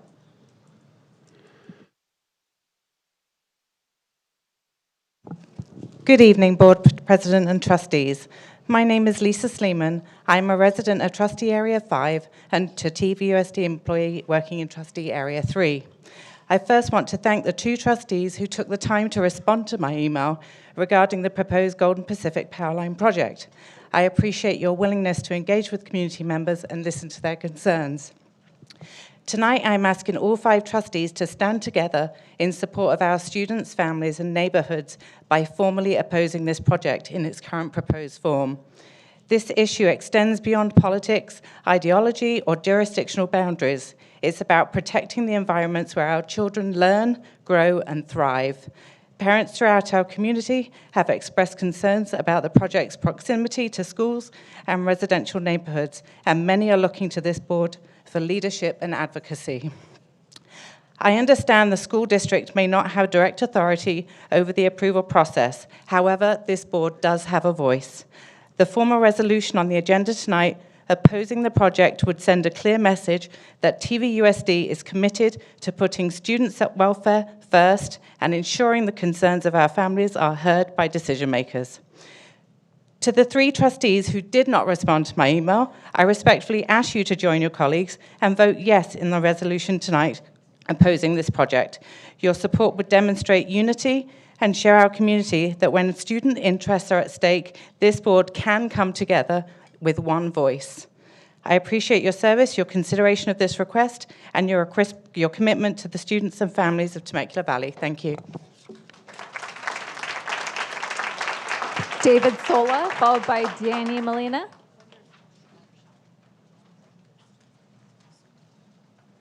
It was really great, that city council meeting, to see a bunch of people that wouldn't even say hi to each other in the streets aligning on this subject. So I'm glad that we can talk about something that we actually do have in common here.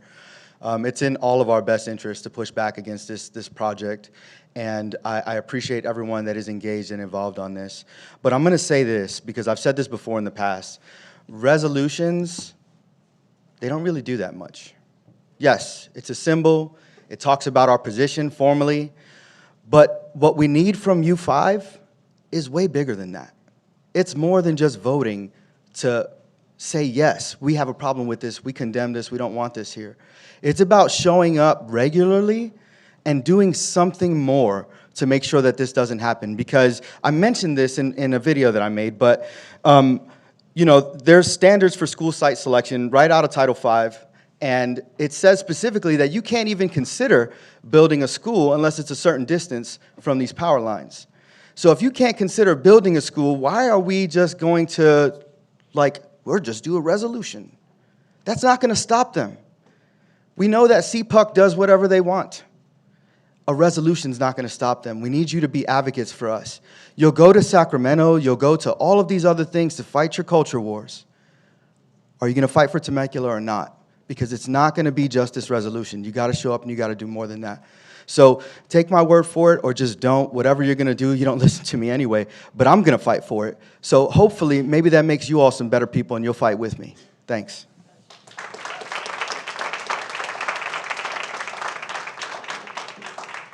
Daniel Molina, followed by Aaron Dornan.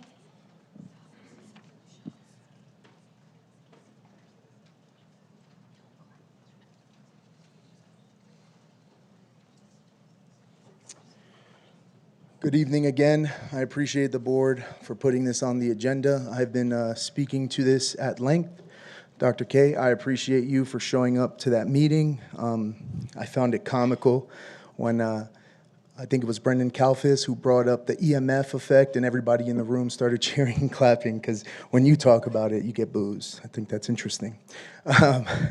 But I just want to speak to this, to the people watching at home, to be aware of what's going on, that we do not have to comply with anything SDG&E sends us. There is a gray area that people are bringing up about them having to have access, you know, if they claim eminent domain. Well, that would require a letter from the state. A letter from SDG&E doesn't do anything. So to the people of Temecula who are dealing with this coming down your backyard, there is a group on Save Temecula on Facebook. And I also was informed that the city council has put information out on their website for any details. And I think starting in July, they will be agendizing this item every month. So any community member can go and speak to the power line situation and give your opinion. And that's it. I just wanted to speak to this, and thank you for agendizing this. Appreciate you guys. Aaron Dornan. Good evening, President Komrosky, members of the board, Superintendent Velez, and members of the community. Save Temecula is here. My name is Erin Dornan-Liuzzo. I am a Temecula resident and a member of Save Temecula, a community effort working to help residents become informed, engaged, and coordinated in response to the proposed Golden Pacific Powerlink project. I want to thank the board for bringing forward this motion opposing the proposed route through our community and for standing with the students and families that you serve. As a parent and resident, my greatest concerns are safety, wildfire risk, and emergency evacuation. Temecula has already experienced the realities of wildfire, evacuation challenges, and increasingly dangerous fire conditions. Any infrastructure that could complicate emergency response, evacuation efforts, or access to schools deserves careful scrutiny. I'm also concerned about the potential impact on students and schools. The proposed corridor would place major transmission infrastructure near educational environments, raising questions about student safety, emergency planning, wildfire preparedness, and exposure concerns. The CPUC identifies schools as highly sensitive receptors when considering EMF mitigation measures, underscoring the importance of careful review whenever transmission infrastructure is proposed near students and school communities. I would respectfully encourage the board to consider securing additional expert support in this effort, including professionals with specialized knowledge of utility regulation, environmental review, wildfire risk, EMF mitigation standards, and the CPUC and CAISO processes. These proceedings are highly technical, and communities that have successfully influenced infrastructure siting decisions have often relied on expert guidance to ensure local concerns are fully represented and effectively advanced. This issue will require coordination, persistence, and a unified voice. Save Temecula looks forward to working alongside the district, the city, and other stakeholders to help educate residents, coordinate community engagement, and support efforts to protect our schools, families, and community. Thank you for your leadership and for your commitment to the students and families of Temecula Valley Unified School District. And here it is.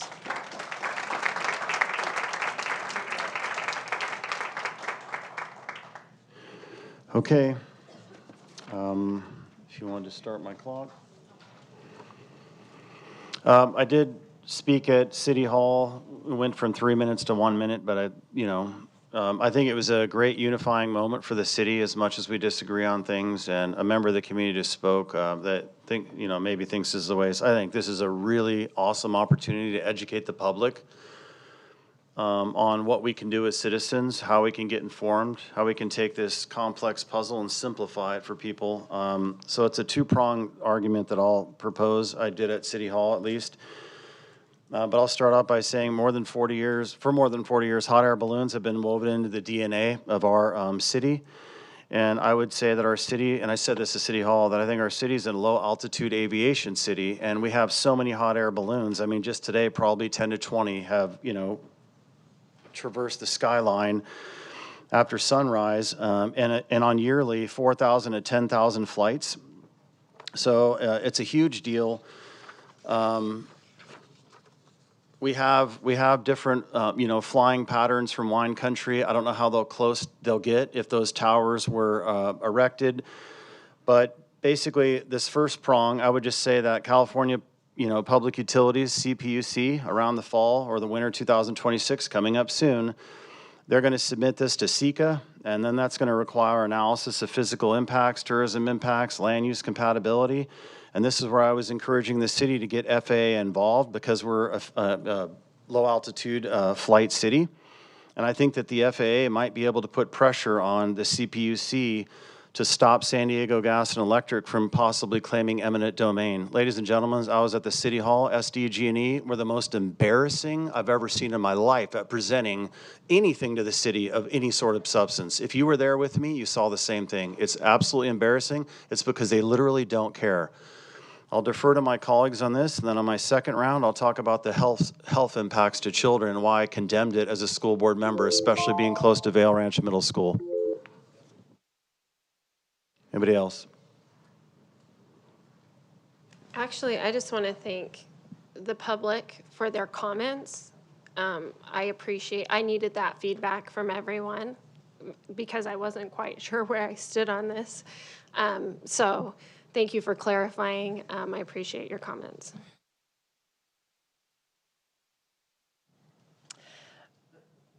Ms. Wursman.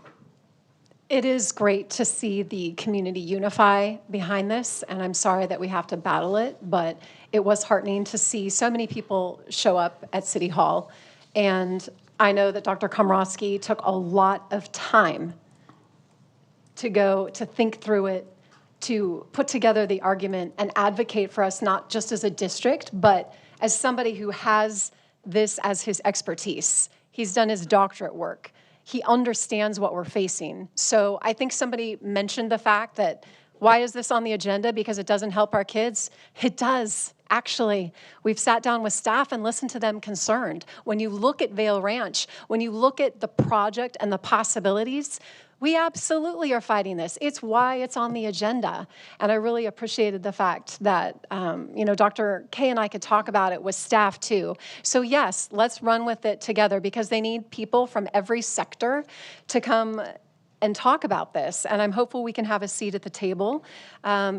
Yes, there might be an issue of eminent domain and the state doing what they want, but we've seen this before where towns come together and unify for a very important purpose, and it is protecting the kids and the residents and talking about fire and the possible danger. So I'm happy that we're here tonight. Thank you for those of you who came to speak to this, and we're going to continue to work towards a solution and trying to persuade the powers that be that Temecula doesn't want this. And I think we can be successful. So that's what I have to say on this, and I look forward to continuing to fight the battle with you.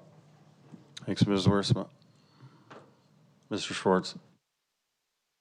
Yeah, this is not only dangerous for our community, it's in my backyard. I live in South Temecula. I live a few blocks from Vail Ranch. So unfortunately, I was not able to go to the city council meeting. I was driving my daughter to the hospital to have her baby. So I was otherwise occupied, but I would have been there. I did email my councilman, Matt Rahm. I did email Zach and Kalfas, and I spoke to the city manager, and I will be in this fight with you till the end. Whatever you need, whatever I can do, you have my email, my address. Just let me know. We're in this together, guys. No matter where you live in this town, it's going to be dangerous for our community. It's going to hurt our businesses. It's going to hurt tourism. It's going to hurt our kids. And that's the future, and that's what we have to watch out for. Thank you, Mr. Schwartz. Mr. Barnum. Well, this is a no-brainer. I mean, there's so much at stake here, and it's right here on the flyer where Save Temecula is spelling this out. I mean, it's wildfire safety, it's transmission lines cutting through neighborhoods behind backyards. Our property values are in danger. Homeowners insurance, I mean, homeowners insurance is hard to get as it is, and it's going to become even more, possibly more difficult to secure or afford. How does this power line impact scenic views and open space, peace and quiet? Health, in which Dr. Komrosky, I'm sure, is going to speak to because this is his area of expertise. And in addition to that, what's the damage to the local economy? So, again, I mean, this is a no-brainer. We need to fight against this. We need to unify as a community. And again, I'm not so sure how much a resolution can do. I'd like to talk to Save Temecula. I mean, this is not really my wheelhouse. I don't know how to deal with this, really. I mean, actively. So I'd actually like to speak with you about what I can do. So perhaps email me, and we can set up a time to talk. Okay, thank you. I'm probably going to make a video about this to unpack this even more. So basically, a couple things to remember is what you're measuring. You have EMFs, you have ELFs, just think of Lord of the Rings, you have MFs. So, and then you have RFs. Think of RFs like 1 billion hertz, gigahertz, where you have 5G towers. Think of ELFs, extremely low frequency, such that these towers could emit it. And then think, just to simplify this, if you can't remember anything else, just think leukemia, DNA damage, cancer, blood tumors, brain tumors, oxidative stress. This is what would impact our children. Title V puts this tower at about 350 feet, and we can just say that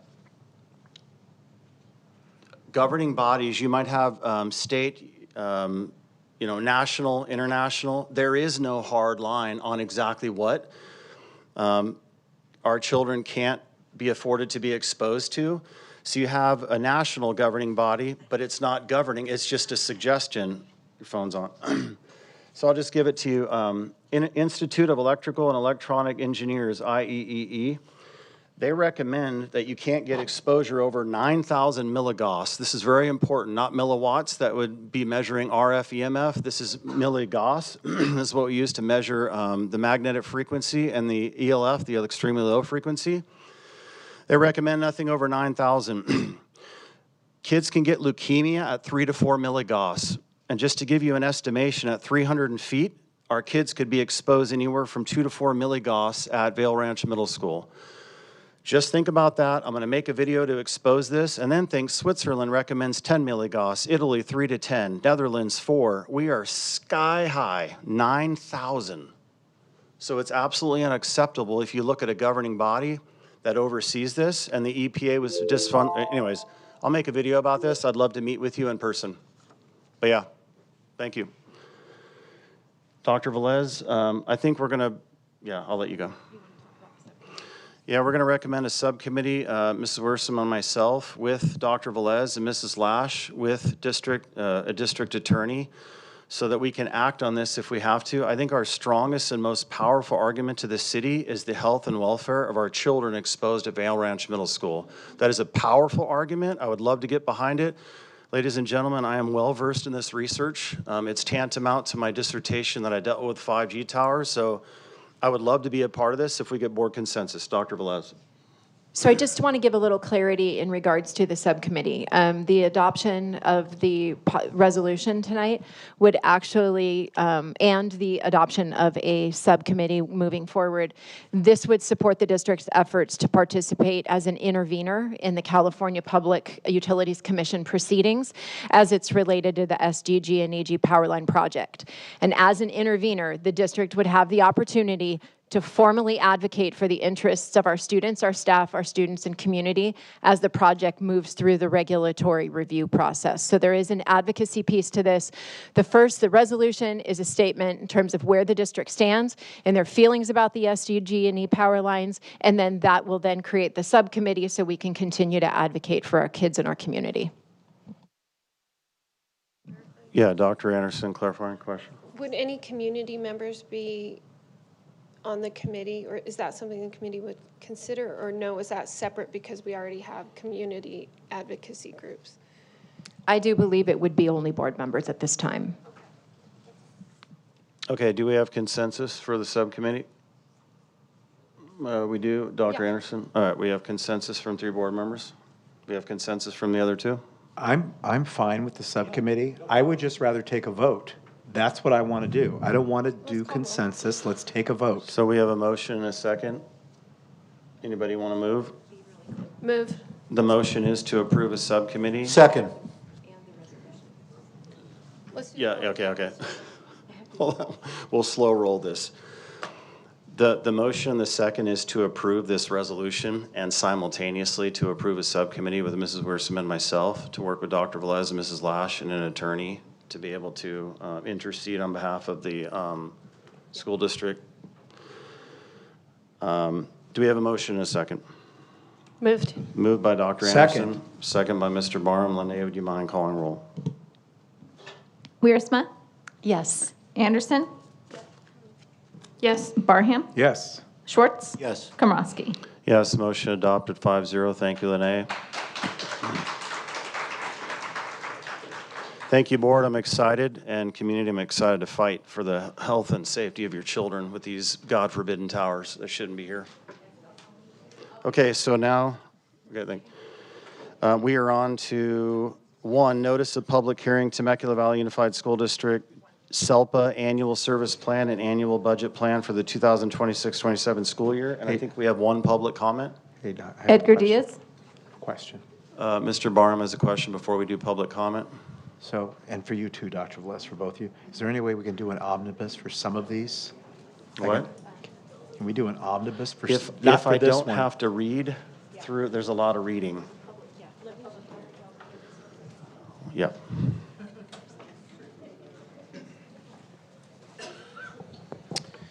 Well, thank you. I appreciate having an open hearing for the SELPA plan. Would like to see if there could be an ability to publicize who is able to attend to help develop this plan. Can they participate, when and how? Curious as how educators who provide programs are unaware of how the SELPA plan gets developed and what kind of participation parents and educators can have as the SELPA plan is pushed forward. And the moment, part of our SELPA plan allows an SLP, a speech language pathologist, to have a 55 cap average across the SELPA. We found in Temecula, since we are our own SELPA, that people are average, or there are people who have way more than their 55 cap. In the meantime, TVUSD has known that there's an interpretation from Ed Code that it should be a firm 55 cap across the average of the year for individual SELPAs, not across the whole of all SLPs. And yet, when it was brought to attention, we have not come to a conclusion as about a month ago as far as how that's going to be implemented next year so that we can staff accordingly for the next year. Also, there is AB 560, which posted a recommendation that RSP initials be spread out across RSP teachers, either across the district or across the site. Although this was brought forward in bargaining, we have still not been able to come to any kind of practical, actionable plan for this next year, what that would mean for our educators to make sure that not one site or one person throughout the site is having more initials to do on top of their cap. We also have the issue of middle school RSP SDC blended cap, which before, back in the day, maybe 7 years ago, an RSP teacher in middle school would have a 28-student caseload that they would supervise, they would monitor, and they'd be able to work on throughout the day. Now they have 28 students in their cap and an additional 3 sections of concept classes that they teach throughout the day, which could be an additional 30 students that they're working with also diminishes the time that they can interact and monitor with their 28 students on their class cap, which again, that means less services for students by a credentialed individual. How are they to monitor the 28 students in their caseload? How can they provide support when their time is now spent planning and grading for these concepts classes? We're also looking to make sure class sizes don't compromise safety for students and staff. We think that should be an important part of the plan. And always more support for our most impacted students in the form of staff, in the form of funds, in the form of materials. Thank you.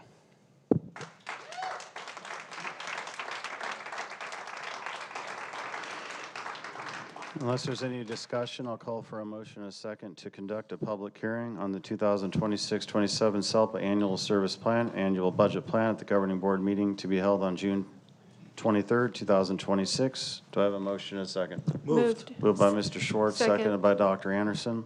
Any discussion? Lene, would you mind calling roll?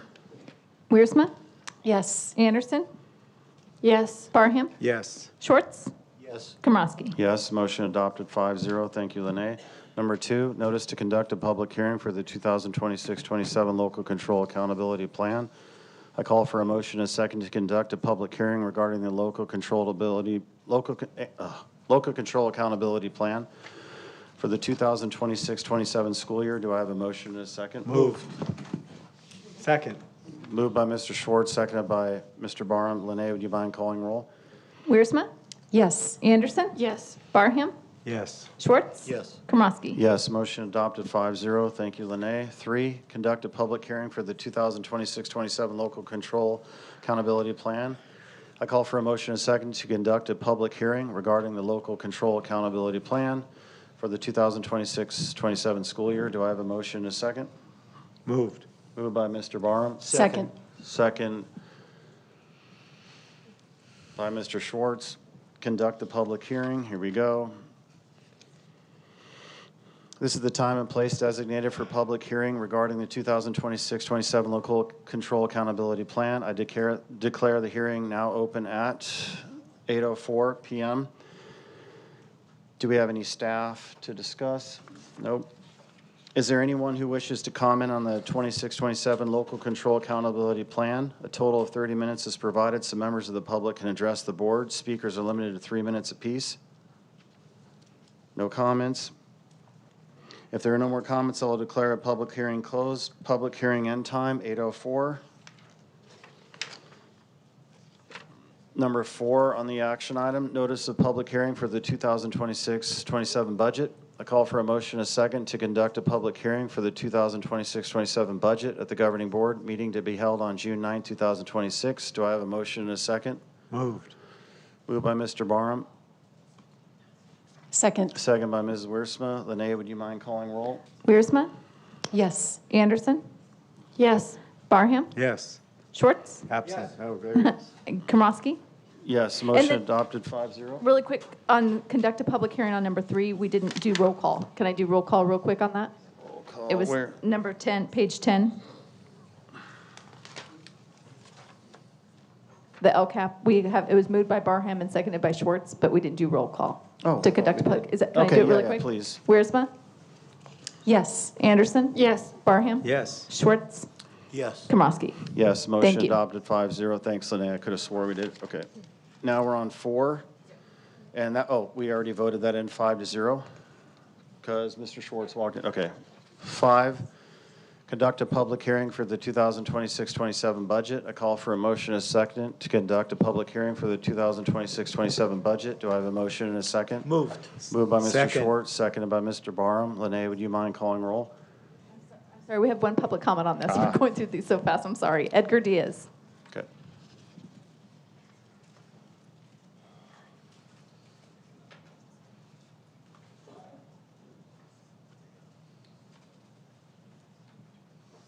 Good evening. TVA looks forward to funding learning environments that are built into the budget for next year, which includes resources and the people who serve our students to make sure we can be successful moving forward.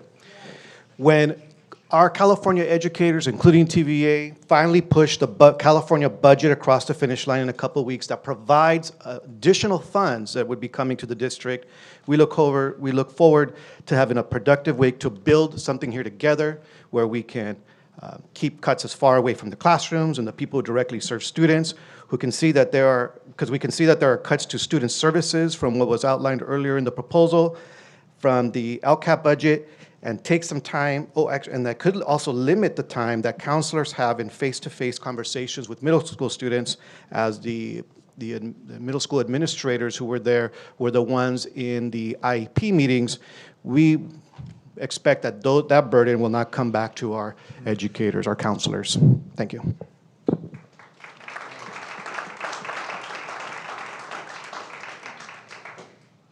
I call for a motion and a second to conduct a public hearing for 2026-27 budget. Do I have a motion and a second? Moved. Moved by Mr. Schwartz. Second. Second by Mr. Barham. Linnea, would you mind calling roll? Wiersma? Yes. Anderson? Yes. Barham? Yes. Schwartz? Yes. Komrosky? Yes, motion adopted 5-0. Thank you, Linnea. Conduct the public hearing. Here we go. This is the time and place designated for the public hearing to review and consider the 2026-27 budget.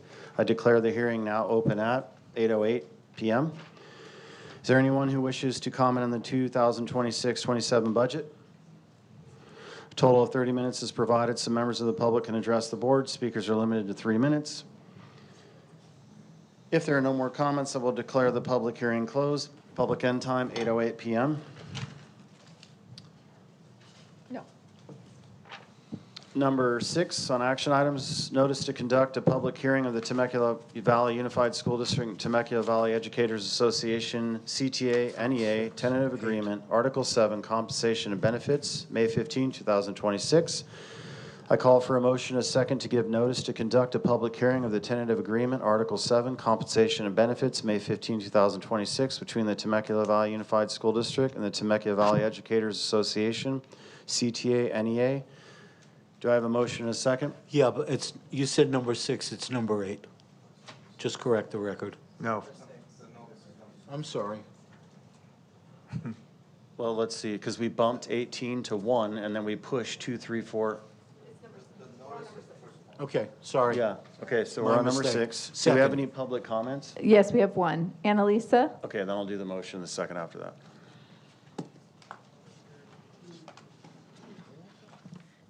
Good evening. My name is Annalisa Buyes, and I am a 5th grade teacher at Nicholas Valley Elementary School. I wasn't planning on speaking tonight, but thank you very much for allowing me to do so. I'm a little bit concerned about the fact that our teachers' compensation seems to be at the bottom when we compare ourselves to other school districts. And I'm nervous that we're going to be able to retain and gain new teachers coming into our district. The new generation of teachers coming out are different than my generation. My generation was all about loyalty to a company, loyalty to your district, loyalty to your job. And I feel that the new generation might have a more healthy perspective on work. They're loyal to themselves. They're loyal to the fact that if things are not working for them, they will find what does.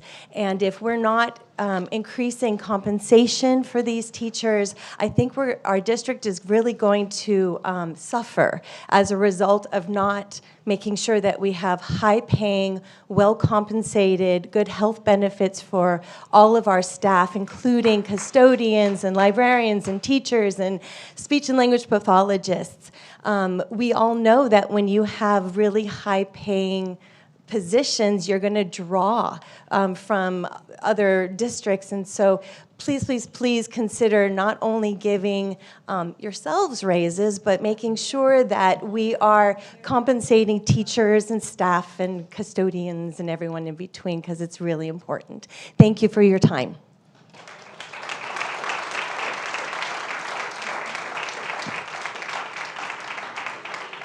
Okay, item 6, notice to conduct a public hearing of the Temecula Valley Unified School District, Temecula Valley Educators Association, CTA-NEA tentative agreement. Article 7, compensation and benefits, May 15, 2026. Do I have a motion and a second?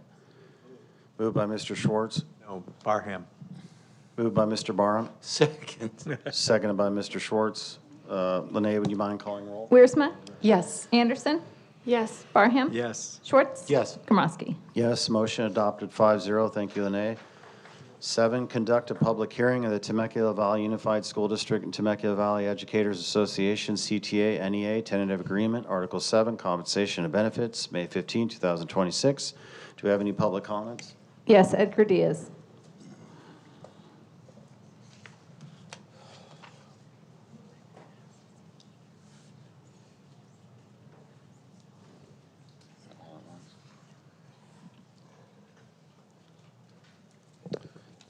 Just, it's been kind of confusing to me because a public hearing is this public hearing, right? So like right now, you're calling me for public comments before the agenda item.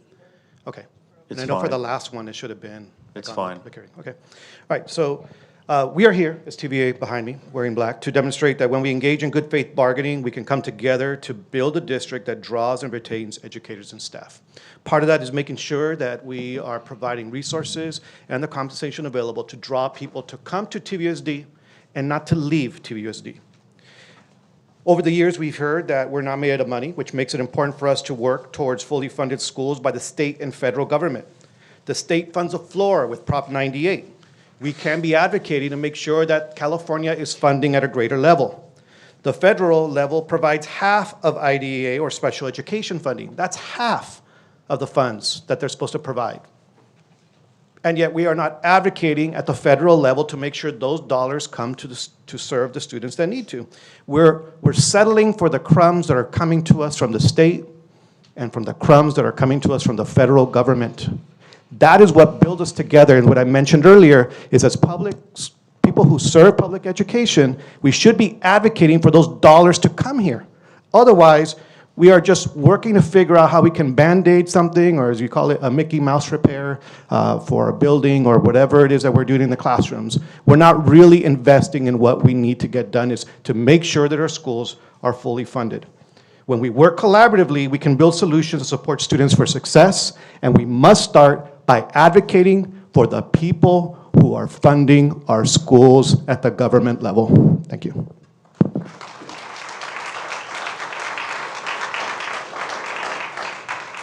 I call for a motion, a second, to conduct the public hearing of the tentative agreement, Article 7, compensation and benefits, May 15, 2026, between the Temecula Valley Unified School District and the Temecula Valley Educators Association, CTA/NEA. Do I have a motion and a second? Moved. Second. Moved by Mr. Schwartz, seconded by Mr. Barham. This is the time and place designated for the public hearing to review and consider the tentative agreement, Article 7, compensation and benefits, May 15, 2026, between the Temecula Valley Unified School District and the Temecula Valley Educators Association, CTA-NEA. I declare the hearing now open at 8:15.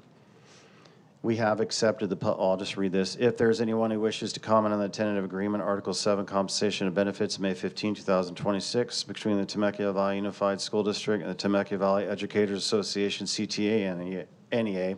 Speakers are limited up to 3 minutes. We have submitted Mr. Diaz's comment into this. Do we have any other public comments? No. If there's no more public comments, I'll declare the public hearing closed. Public hearing end time 8:15. Action item 8. Sorry. Let me go back and get the roll call really quick on the conduct. Wiersma? Oh, Yes. that's right. Anderson? Yes. Barham? Yes. Schwartz? Yes. Komrosky? Yes, motion adopted 5-0. Thank you, Lene. And that was for item 7 that we just did the public hearing for. 8, acceptance of the Temecula Valley Unified School District and Temecula Valley Educators Association, CTA/NEA tentative agreement, Article 7, compensation and benefits, May 15, 2026. Do I have a motion and a second? Moved. Oh, you know what? Let me read it. There's one line that's different. I call for a motion and a second to accept and approve the tentative agreement, Article 7, compensation and benefits, May 15, 2026, with updates reflected on the certificated salary schedule updates, stipends, extra duty between the Temecula Valley Unified School District and the Temecula Valley Educators Association, CTA/NEA, and signed certification number 2 for the disclosure of the collective bargaining agreement. I had a motion from Mr. Schwartz. Second. Or, sorry, who moved it? I did. Mr. Barham. Second. Seconded by Mr. Schwartz. Lene, would you mind calling roll? Wiersma? Yes. Anderson? Yes. Barham? Yes. Schwartz? Yes. Komrosky? Yes, motion adopted 5-0. Thank you, Lene.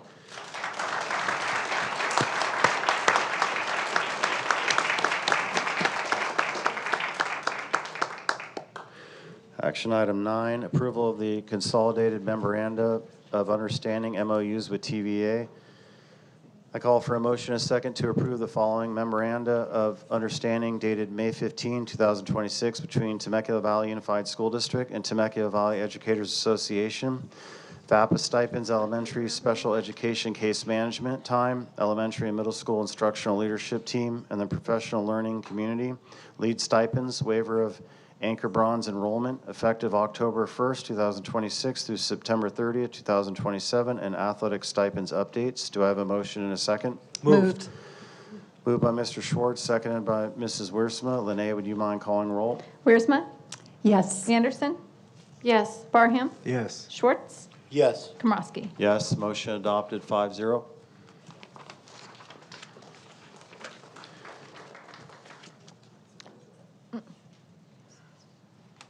Okay. 10, notice to conduct a public hearing of the Temecula Valley Unified School District and California School Employees Association and its Chapter 538 Memorandum of Understanding and Tentative Agreements, May 14, 2026.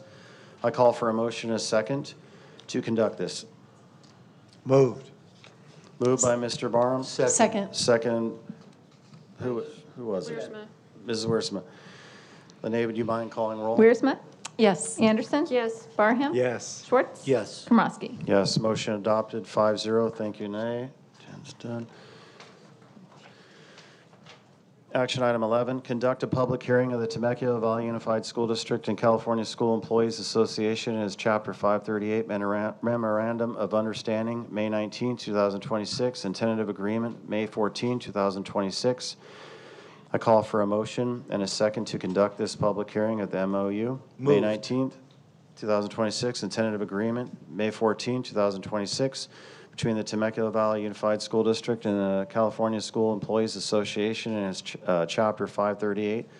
I think I heard a movement by Mr. Second. Schwartz, second by Mr. Barham. Lene, would you mind calling roll? Wiersma? Yes. Anderson?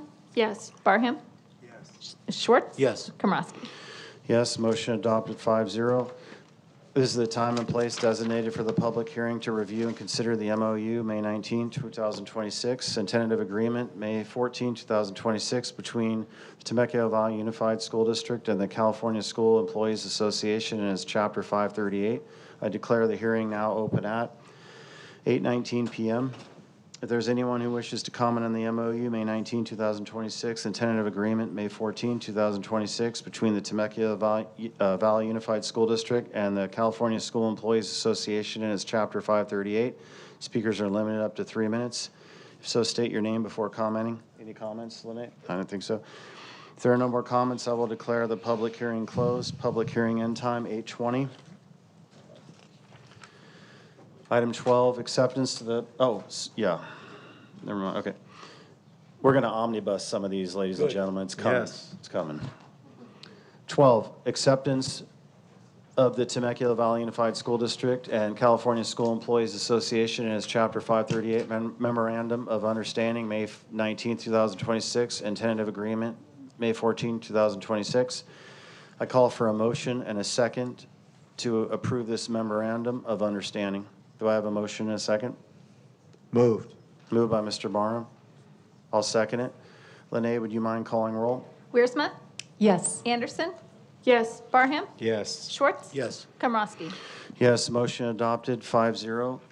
Two public comments on which item? Okay, so I'm gonna ask the board. We have two public comments, but before we do that, I'm gonna let the board know. We can omnibus items 13, 14, 15, 24, 26, and 27. I just have to read off all the titles. We'll take a motion in a second. Till then, we have two public comments, and they're on items 13 and 14 collectively. So we'll hear those first. Sure. First up is Annalisa, followed by Jennifer San Nicolas.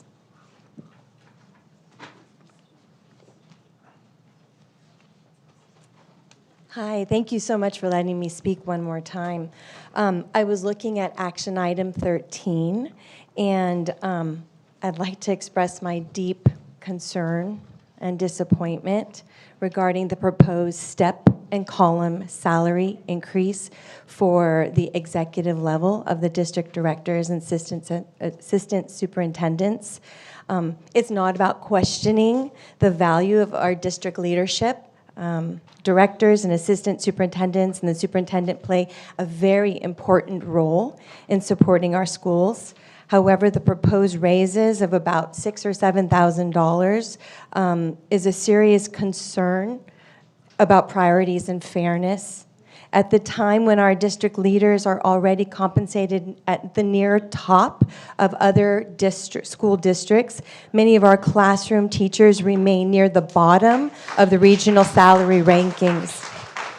The individuals who spend every day directly serving students, building relationships with families, and addressing learning gaps, managing increasing complex classrooms, and carrying out the mission of this district are still waiting to see compensation that reflects the work that they do every day.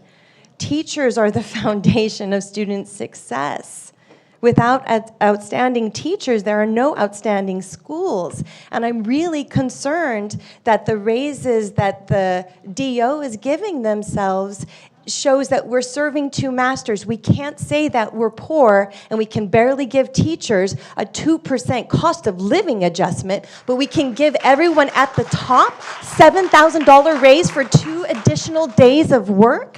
Help me understand this. This is not a good look for our district. We can't serve two masters. We need to prioritize the people who are in the trenches working with the students every day. I beg you not to allow yourselves this $7,000 raise. Thank you.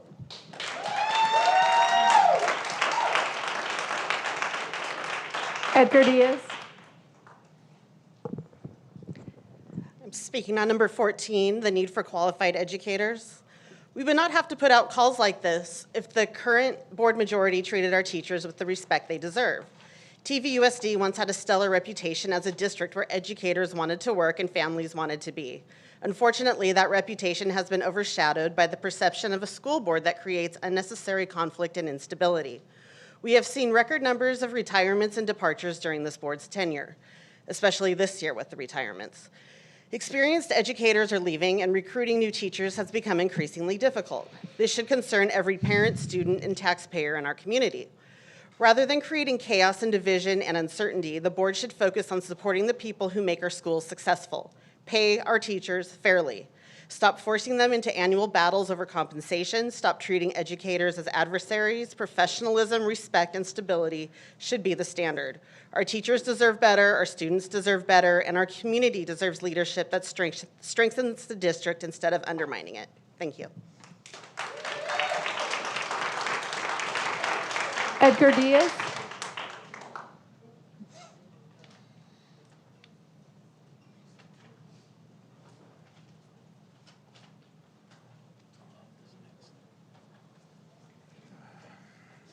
I'm speaking on 13, and part of it has to do with when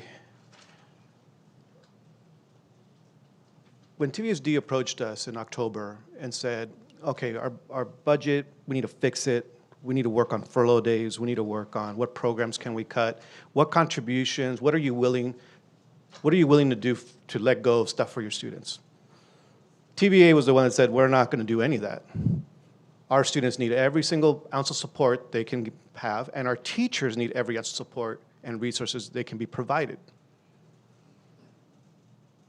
For 6 months, that's the way it went.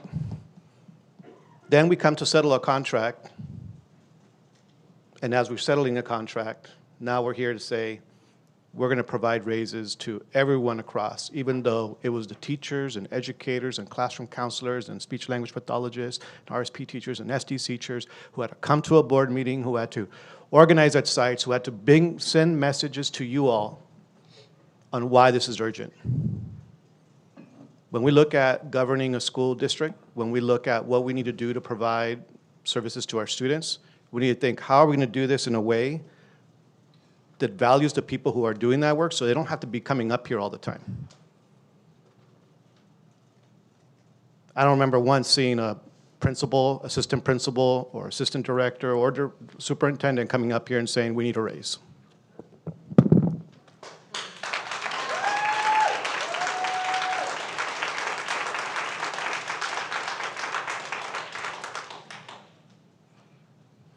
Okay.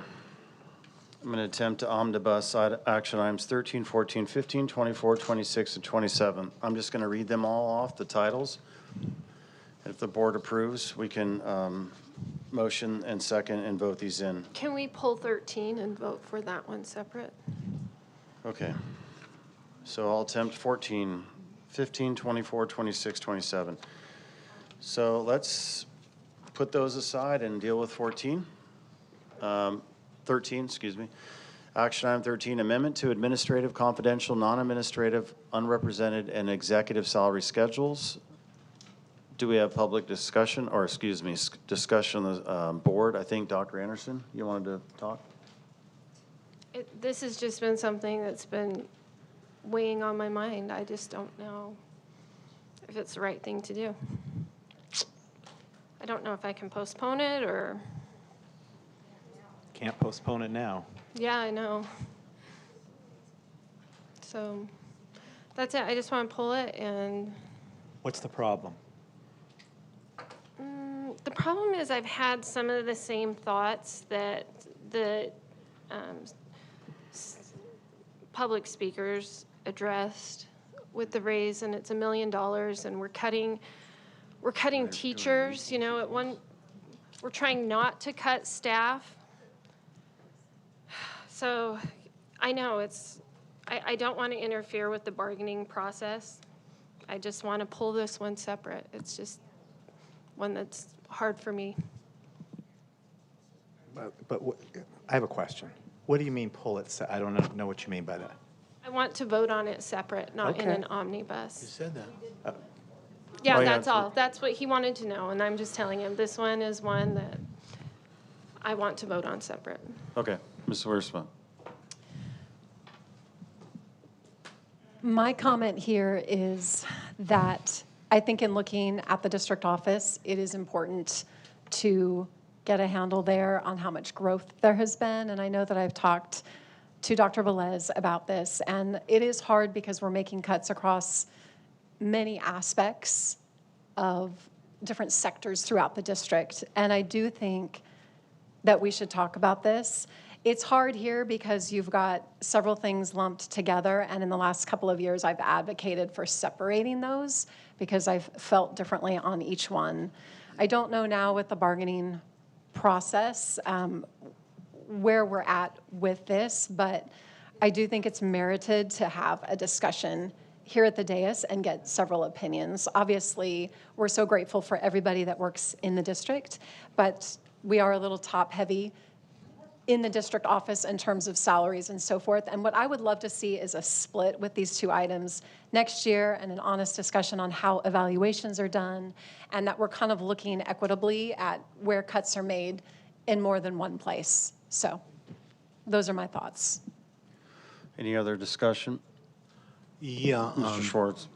Doc, could I ask Mrs. Lash a question? Mrs. Lash? Absolutely. Is this millions of dollars we're talking about?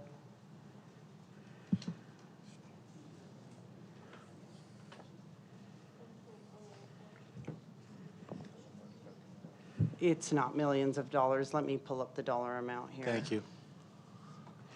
While you're doing that, Ms. Lash, to be clear, the amendments to the admin, confidential, and executive salary schedules is exactly what TVEA and CSCA received.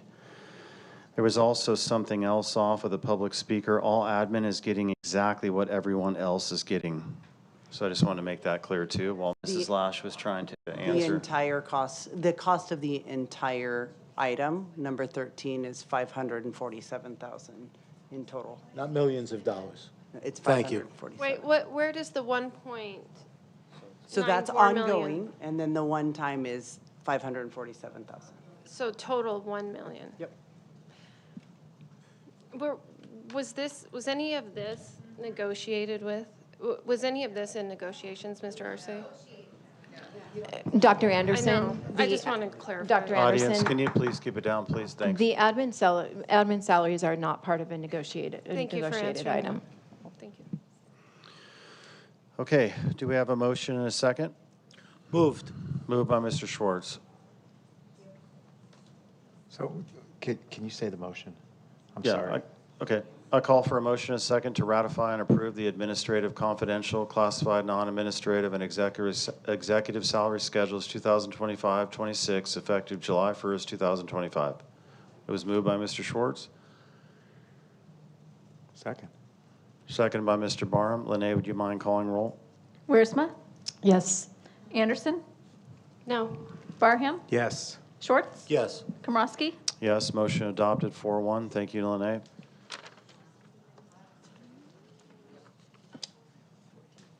Yep.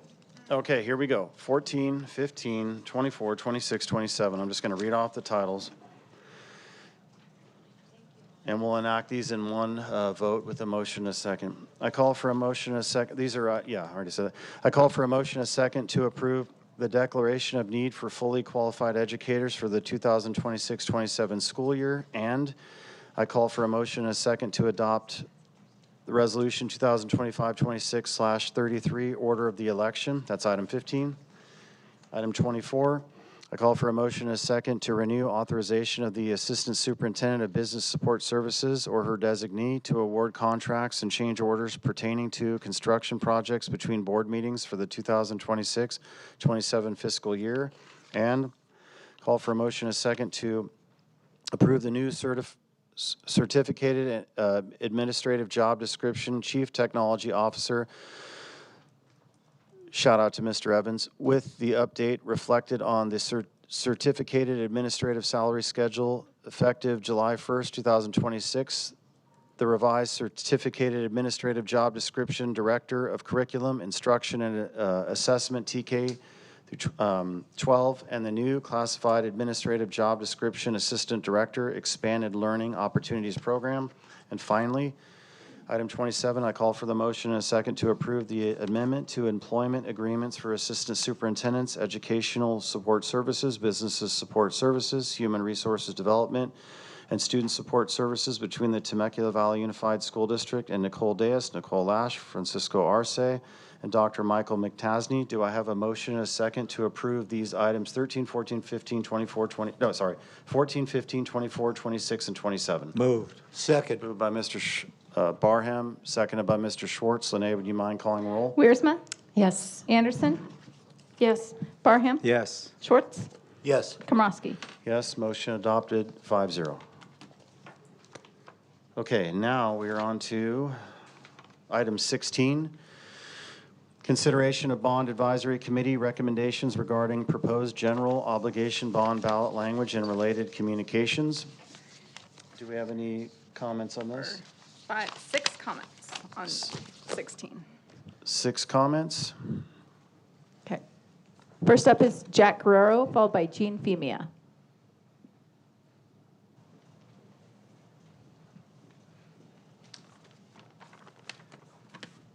Good evening, ladies and gentlemen. I'm Jack Guerrero, member of the Advisory Committee, and I'm here on this occasion to speak very respectfully in disagreement with the committee's recommendation to approve the bond measure.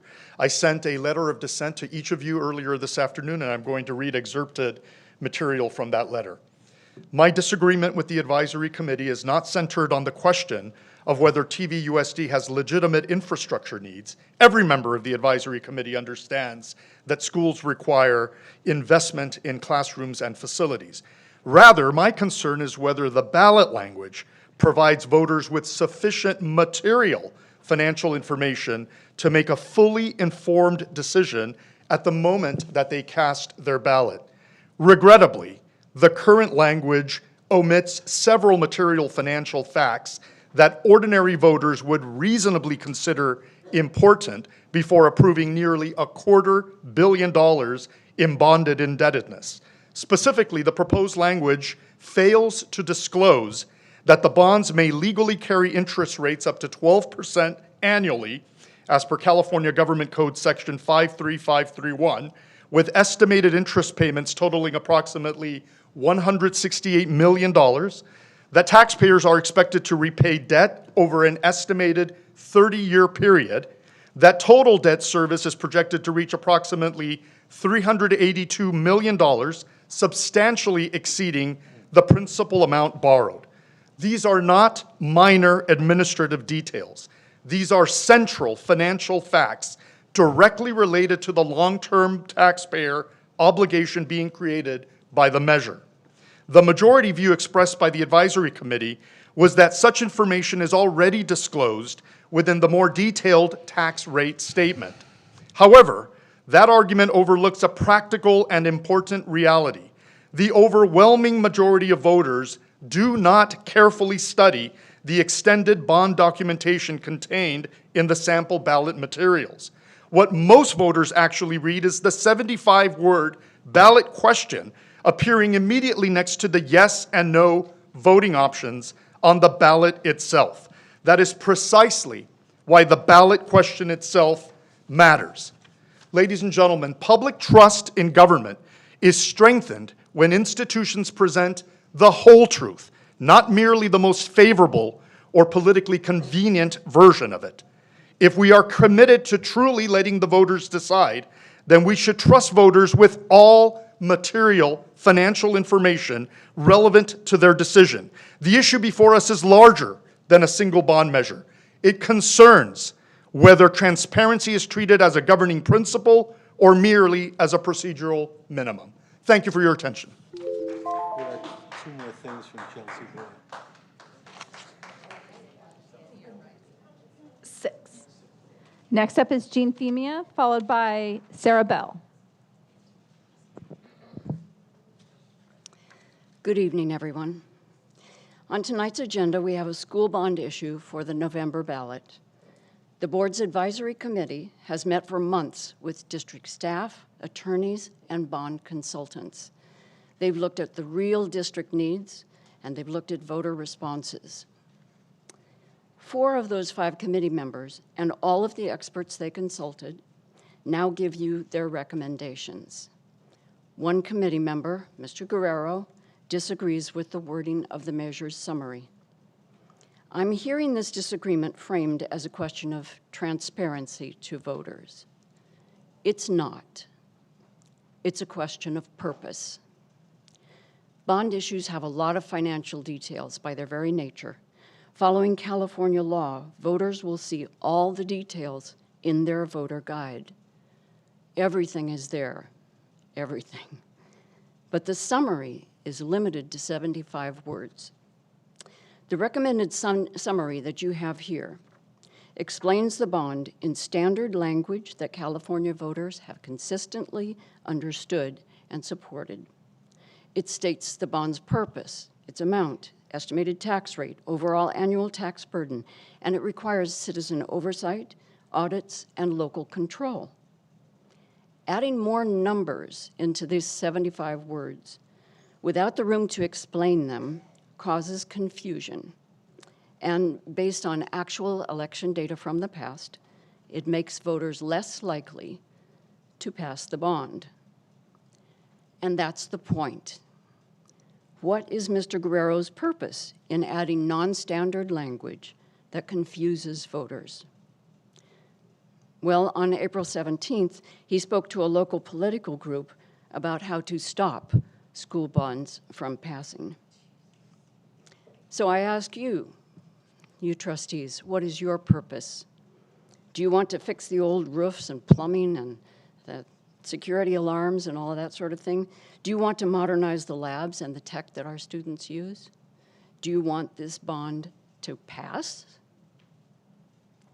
If you do, please approve the recommended resolution without changing any wording. Thank you.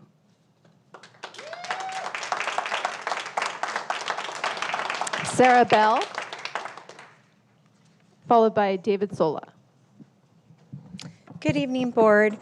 Tonight's item is about more than the bond language itself. It's about whether this board respects the process that it created and respects the expertise that it sought. Will you fulfill the responsibilities that you were elected to carry out by acting in the best interests of our district and its students? Will you put forth the recommended language for this bond measure? Respectfully, it is not this job's board to change the way ballot language is presented in the 75 words with access to additional information later in the packet. If voters wish to read this supplemental information, they have every opportunity to do so as they had in previous elections. The Board Advisory Committee spent 9 months of meetings and consultation with experts that you retained. Those experts included bond counsel, municipal advisors, and bond consultants whose professional responsibility was to ensure the transparency to voters, to ensure that the language was legally sound and effective. The committee was asked to do the work. They did the work. The experts hired provided the guidance, were asked to provide the guidance, and they did. Will you put forth the language they recommend? I'm asking the voters to pay attention to what each of you do next. There appears to be a performative contradiction. All 5 of you previously agreed that there is a need for these facilities improvements and stated that you're in favor of giving the voters the choice by putting the bond measure on the ballot. But will you use the recommended language and make it viable? Or will you use unconventional ballot language because you actually want it to fail? I hope not. The voters of this district, well, your duty is to govern in the best interest. I'm going to say that again because it's that important. And now the voters of this district should pay close attention to your decision tonight. Every member of this board has recognized this need for facility improvements throughout our district and has expressed support for this bond to be on the ballot. Unless you have identified alternative funding for the $1 billion worth of facility needs, I respectfully ask that each of you approve the language recommended by the Board Advisory Committee that you created and support the language by the experts you retained. Thank you. David Sola, followed by Edgar Diaz. A little over a year ago, I came here and I told you about the condition of those portables at Temecula Valley High School. And as usual, you all kind of tune out when I start talking. So then you got this committee together and you put them on the assignment. And then they went and they told you, Jack Guerrero, in his own words, told you there's $1 billion, over $1 billion with a B, dollars worth of need in this district. And also, we forgot to mention that we're 4 years behind actually starting to take care of those needs. 2022 is the first school on that list if you go back and look at it.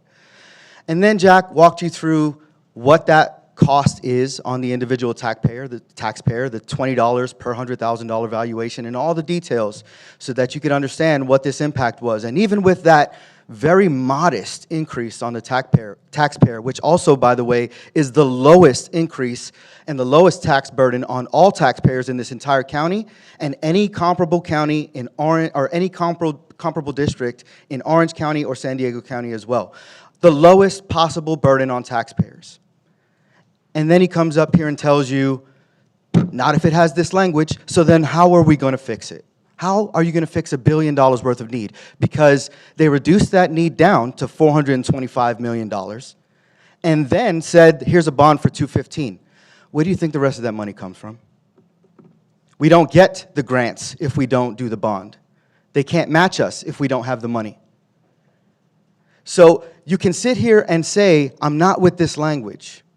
But the language that you're choosing, which has already been called out by other people, is a poison pill. You're purposely putting language in a bond, not for transparency, because believe me, I'm all about transparency. I hope the voters know everything about the people and the things that they choose before they come up here and make a vote. But if you're not going to put it in the voters' hands, you don't get to talk out the other side of your mouth and say, I care about what the voters think. Let the people vote. You're not letting them vote because of language. And it's not like you're using the standard language. You're picking and choosing specifically what to put in this so that it dies. And then what? That $1 billion worth of need doesn't go away. You still have to fix it. I'm willing to put whatever. I'll take the $40 increase per $100,000 valuation, which wasn't even on Mr. Guerrero's slide deck, right? If it means that we can get the schools taken care of and get the students' environments and where the teachers are working fixed and up to date. We do great as a district, but we're really going to have to answer to the voters if we don't pass this. And then we're going to have to try and fix it for the next 10 years. Make the right decision. Get this thing passed tonight so that we can move on. You don't have a lot of levers you can pull to take care of these schools. This is one that you can pull tonight. Thank you. Edgar Diaz, followed by Lindsay.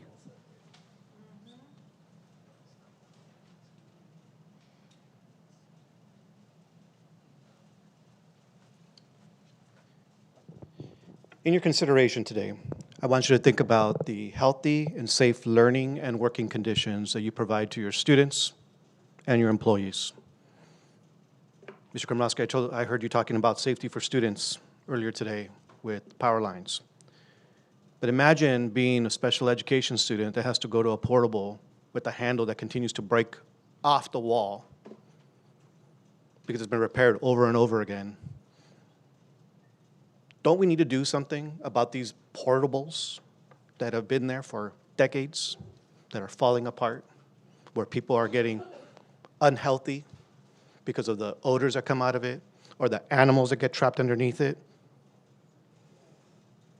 Don't we need to think about how do we provide the learning environments where students can succeed? Everyone goes to Summit and they look at it like, oh my gosh, awesome, I wonder if we could do more. But here, you have an opportunity that will honor the students, provide the environments for employees to be able to serve those students, and to honor the voters of this community and your constituents. As an educator, we are told to provide high expectations for what they can do, for what students can do. We're able to provide the same thing to adults. Provide them the information. It is their job to go research, just like I don't know what every position a candidate I choose for is going to vote for, but I have to rely on what they share. For a bond, are we going to be a school district that is going to disrepair? Or are going to be one that is going to continue to provide the facilities that enable education to occur at the highest level? When I first started here, I came from the Bay Area, serving some of the oldest schools around. A lot of schools here were shiny, They were new, just a few years old. 25 years later, they're a couple decades old, and they need some love. Are we just going to continue putting paper on top of a roof to make sure that there's no water coming through and stopping leaks before they happen? Are we going to actually go through and replace the AC system so in August, when we get hit with a brick with 100-degree weather, that we can actually maintain classrooms lower than 80 degrees? And I'll tell you, at a middle school after lunch, very hard to do. And you also get an odor coming from bodies. We have an opportunity. Let's take it. Last speaker, Lindsay.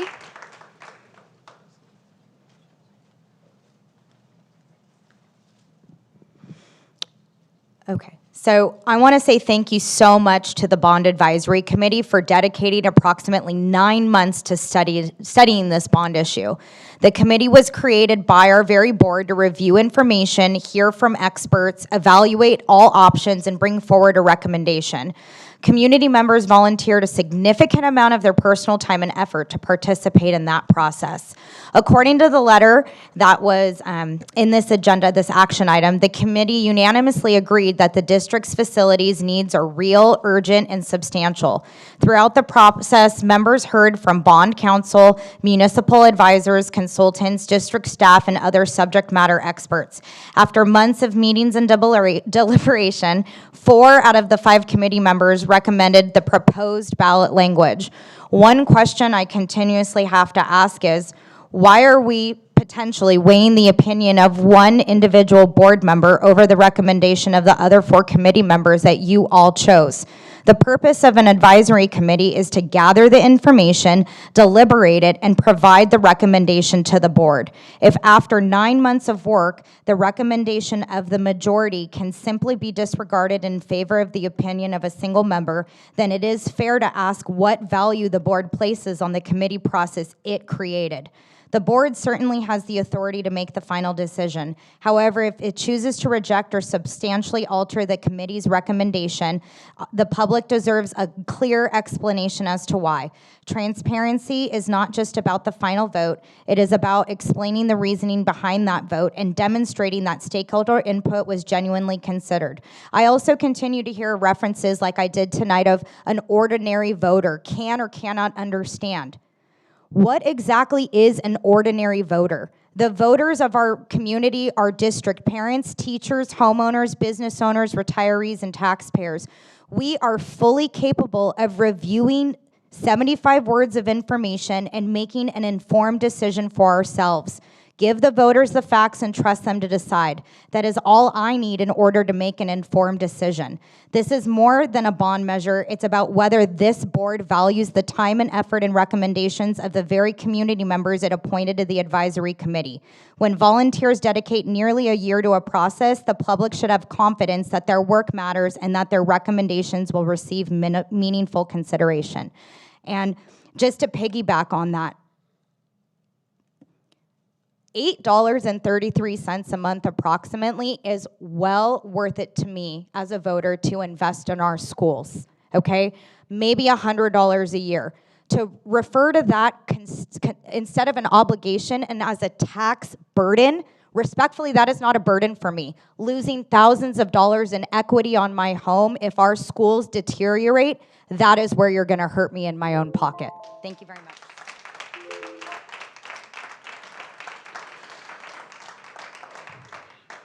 Is there any board discussion?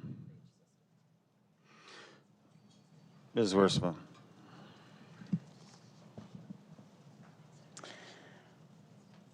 I've learned a lot in this process, and I want to say as the vice clerk and liaison to the advisory council, I want to say for the record that I disagreed with the fact that the dissenting opinion was edited and then ultimately withheld from this agenda.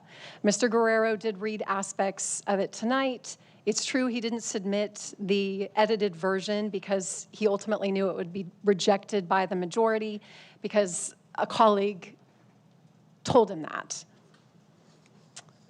Of course, a A minority dissent doesn't have a majority. That's the literal definition of a minority report. So I think we've done a lot of things well within this process, but I was disappointed with that. A committee's duty or an advisory council is to provide this elected board and the entire community with the entire landscape of facts and disagreements. In my personal opinion, it's the only ethical way to do business, especially when dealing with millions of dollars the public will pay. I'm glad he could read part of his statement tonight, but honestly, it should have been in the public record. You have a majority opinion, you should have a minority opinion published and in the record, and I think that was wrong.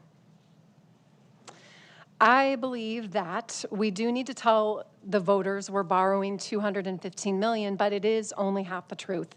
Really, it should include the full debt service at nearly $383 million. In an era when families are struggling, the ballot language should, in my opinion, my personal opinion, explicitly disclose the 30-plus year timeline and the actual total debt service. Then let's fight for it. Let's argue why it's worth it. I was for this bond, but I'm also for total truth and transparency from top to bottom. The bottom line is when people sit at their dinner table, 60 to 70% don't read the entire pamphlet. We are obligated to give it to them in the ballot language. Thanks, Ms. Wiersma. Any other comments? Yes. Mr. Schwartz. I find it insulting, Mr. Guerrero's comments, that he says that the people of this community are so ignorant that they can't read what's in front of them. That is insulting. That is insulting, and it's a disgrace to talk to the people of this community like that. I've been in those portables. They're around the corner from my house in Pauber Valley. I've been in TV where the rats are running through the roof. I've walked in other schools where the conditions are deplorable. We need to support our kids. We need to support our staff. They need decent working conditions. Our custodial people have to stop trying to patch up these buildings that are falling apart. I recommend that we take the language that is recommended by Mr. Adi, Mrs. Diwali, and I don't see the other, and my friend Alex Duvas. We take their recommendation, vote on it, and give the voters of Temecula the chance to vote to keep these schools going forever. Thank you.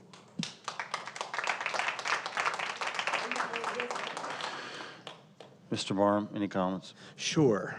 I want to thank the Board Advisory Committee. Mr. Adi, you led very well, okay, this group. It's a tough group, okay, but thank you very much for your service. Thank you, Upneet and Alex and Jeanette and Jack. I mean, you all sat there together for 9 months, and, you know, everybody knows how I feel about this. I taught in portables, like at TVHS, and it's hard. You can't teach in those things. I mean, so they stink.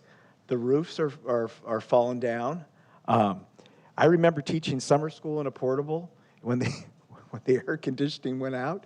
It was 105 degrees. This was in Orange County in Garden Grove. I mean, you know, we have to invest in our facilities. We have to invest in updated learning environments because learning has changed. And we need the state matching funds. That is critical. If we don't do this, other districts are going to benefit. They're getting the money. We need them.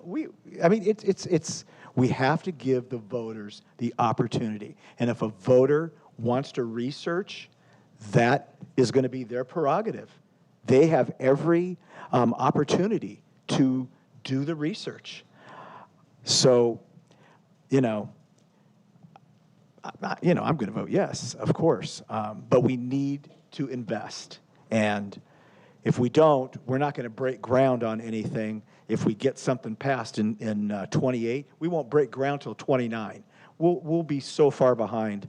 So it's time to get off the pot and allow the voters the right to vote on this bond. Just want to say thank you to the Board Advisory Committee for your work. I was skeptical at first. I thought it was too much bureaucracy. I was against it. Nevertheless, you've done a lot of work. I've learned a lot about this work and our community. Of course, thanks, Jack Guerrero, for your wisdom and understanding and helping me. You were my representative, and I see Mr. Dubas here. Thank you. Mr. Audi, thank you, sitting right in front of me. So my skepticism diminished when I found there was a need for the community. That's been conveyed, and I'll speak to that more on the next item, but just thank you for the work. It was a lot. And I attended one of the meetings with you, and there was a lot of iron sharpening iron and going on in there. Some compromise that I saw that I appreciated. So with that, I'll be voting this item in.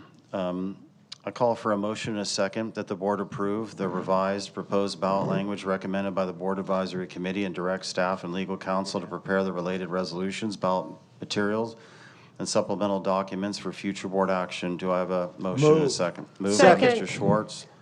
Second. It's getting late. I can't. All right. Dr. Anderson seconded it. Lene, would you mind calling the roll? Wiersma? No.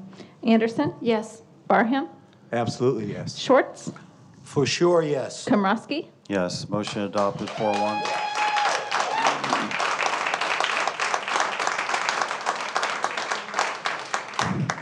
Item 17, consideration and adoption of resolution number 2025-26/42, ordering an election to authorize the issuance of general obligation bonds, and resolution number 2025-26/49, committing general fund revenues for deferred maintenance. I'll present this since my name's on it. Thank you, Dr. Velez, for working with me. Thank you, Mrs. Lash, working with me. We have one public comment. I'm sorry, Dr. We will take Komrosky. the comment first. Daniel Molina. I need a point of personal privilege. You got time? We won't vote till you get Need four. Need four on this? I won't do anything like that.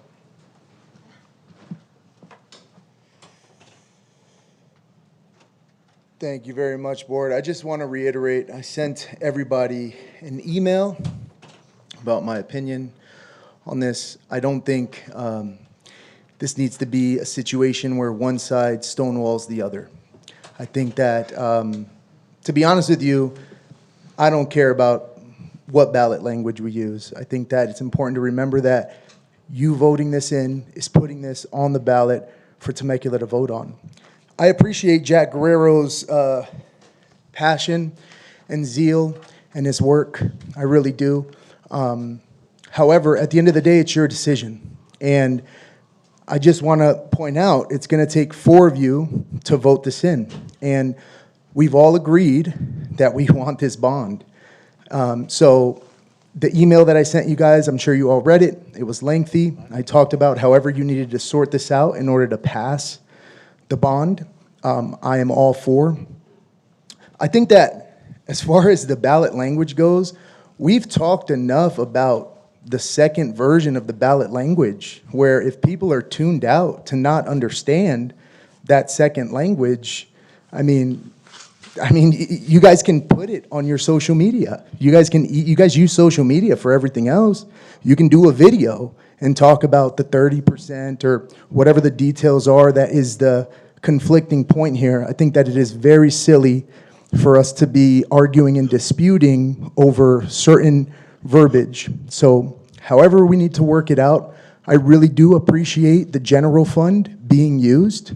I think that that's very important for community to see the district also has buy-in on money being spent. So we want this on the ballot. Your vote doesn't make it happen. Your vote just gets it on the ballot. And I don't want this division that we can't get by on this dais to impact our ability to allow Temecula to vote for what we need. I mean, I think this is kind of silly, and I'm sure we're going to work it out and see how you guys deal with this now. So I'm for it. Please just vote it in so we can vote this when it comes election time. Thank you very much.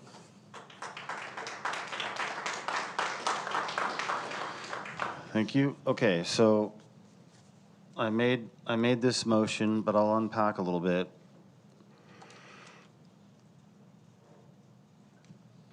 My representative, Jack Guerrero, he wanted 3 items over the course of 9 months. And he wanted a detailed master facilities list, which, I eventually saw now with Mrs. Lash, and before with the workshops.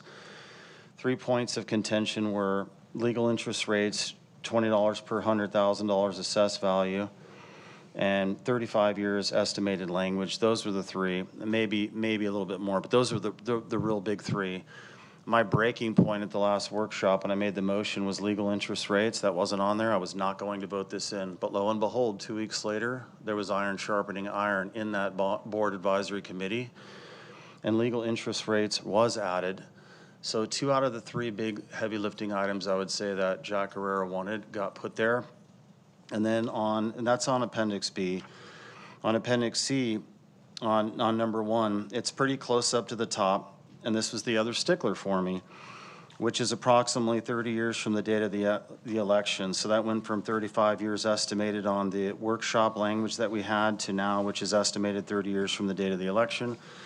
And so I thought there was a concession made by the board advisory committee, and it made my skepticism go down somewhat. And so Jack said that even though he is in disagreement with this bond ballot language, because I talked to him on the phone, he said that if there was a bond ballot language to go to ballot, this would be the best in Riverside that he's seen, and totally better than what Murrieta had just passed because of the language. So my skepticism is reduced, and I believe it's reasonable for the voters of Temecula to see this language on the ballot with the appendixes and get explanations from the district and even myself. So I move to approve resolution number 2025-26/42, ordering an election to authorize the issuance of general obligation bonds, establishing specifications of the election order, and requesting consolidation with other elections occurring on November 3rd, 2026, and resolution number 2025-26/49, increasing the general fund commitment for deferred maintenance from 1% to 2% of annual expenditures contingent upon voter approval of the November 2026 general obligation bond measure. Do I have a second? Second. Seconded by Dr. Anderson. Now, if the board doesn't mind, I'll go again, but I'm only going to use about 20 seconds. And then I'll let the board. Go ahead. So on this one, the district contributes $4.4 million a year to facilities and the structures that, of course, we need maintenance on, and, HVAC units, shade, they're just a bunch. The district spends $4.4 million a year, and I wanted to push from the district to where if they had more skin in the game and they wanted to, let's say collectively, we as a board wanted to burden the community, then I wanted the district to be burdened a little bit more so there's more buy-in to the community. So then when a community member has this ballot show up at their house, they'll say, you want my taxes increased $20 per $100,000 assessed value? If that's the case, if the community member knew that the district was going to pay now $4.4 million more, which is $8.8 million a year, I think it's reasonable. And that's why I made the motion as such. And I sat down with Dr. Velez and Mrs. Lash, and it's affordable by the district.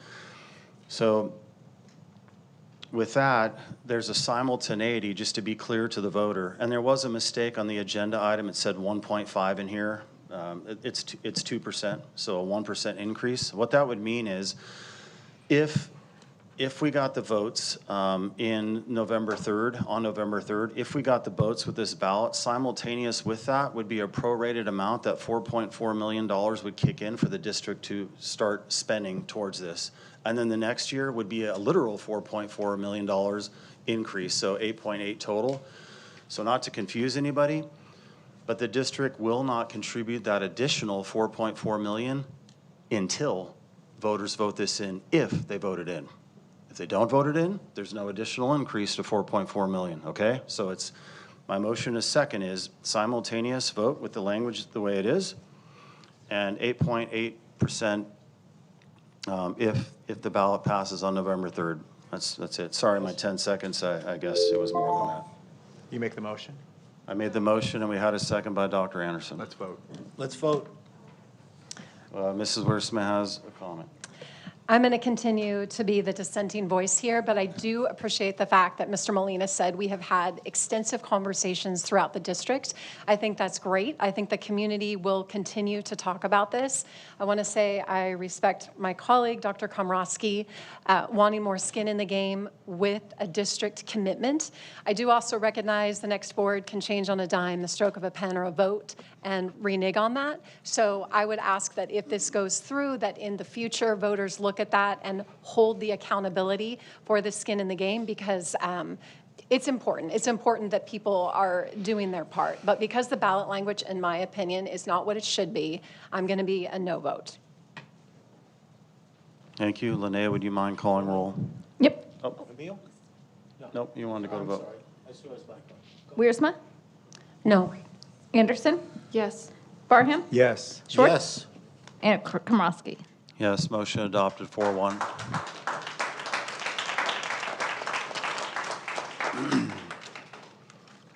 Okay. Action item 19, resolution 2025-26/44, adopting a conflict of interest code and revised board policy 2300. I call for a motion and a second to adopt resolution number 2025-26/44 and the revisions to board policy 2300. Do I have a motion and a second? Moved. Moved by Dr. Anderson, seconded by Mr. Schwartz. If there's no comments, Linnea, would you mind calling roll? Wiersma? Yes. Anderson? Yes. Barham? Yes. Schwartz? Yes. Komrosky. Yes. Did you get Mrs. Wursman? I didn't hear. Okay, motion adopted 5-0. 20, resolution number 2025-26/45, year-end budget adjustments. I call for a motion and a second to adopt this, unless there's any discussion. Moved. Moved by Mr. Schwartz, seconded by Dr. Anderson. Linnea, would you mind calling roll? Wiersma? Yes. Anderson? Yes. Barham? Yes. Schwartz? Yes. Komrosky. Yes, motion adopted 5-0.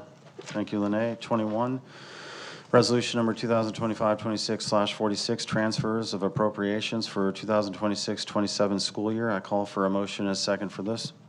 Moved. Second. Moved by Dr. Anderson, seconded by Mr. Barham. Linnea, would you mind calling roll? Wiersma? Yes. Anderson? Yes. Barham? Yes. Schwartz? Komrosky. Yes, motion adopted 5-0. Thank you, Linnea. 22, resolution number 2025-26/47, temporary loans from any fund to any fund in the 2026-27 school year. I call for a motion and a second to adopt this. Moved. Moved by Mr. Schwartz, seconded by Dr. Anderson. Linnea, would you mind calling roll? Wiersma? Yes. Anderson? Yes. Barham? Yes. Schwartz? Yes. Komrosky. Yes, motion adopted 5-0. And now to 23, which is completely Herculean in nature, and I have to read this out, ladies and gentlemen. Do we have any public comments? No. Okay. You mind putting this up, just so that while I'm reading along, just in case people in the audience are bored? 23, resolution number 2025-26/48, resolution of the Governing Board of Temecula Valley Unified School District acting in its capacity as a legislative body of Community Facilities District numbers 189-1, 2000-1, 2002-1, 2002-2, 2003-2, 2004-1, 2005-1, 2010-1, 2011-1, 2013-1, 2014-1, 2005-1, H, 2017-1, 2018-1, 2021-1, 2025-1, 2026-1 of the Temecula Valley Unified School District, authorizing the levy of a special tax for fiscal year 2026-27. Do we have any comments on this until I call for a motion in a second? All right, now I got to read this out. I call for a motion in a second to adopt resolution number 2025-26/48, authorizing a levy of special taxes within the Community Facilities District Number 1, French Valley / territory transfer.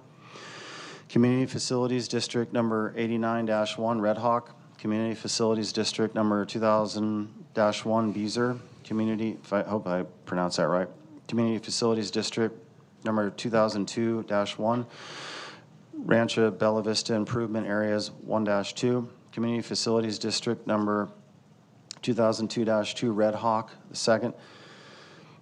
Community Facilities District Number 2003-2, Sheffield Bowie. How do you pronounce that? Boy? Is it French? Boy? Yeah, I'm winging it here.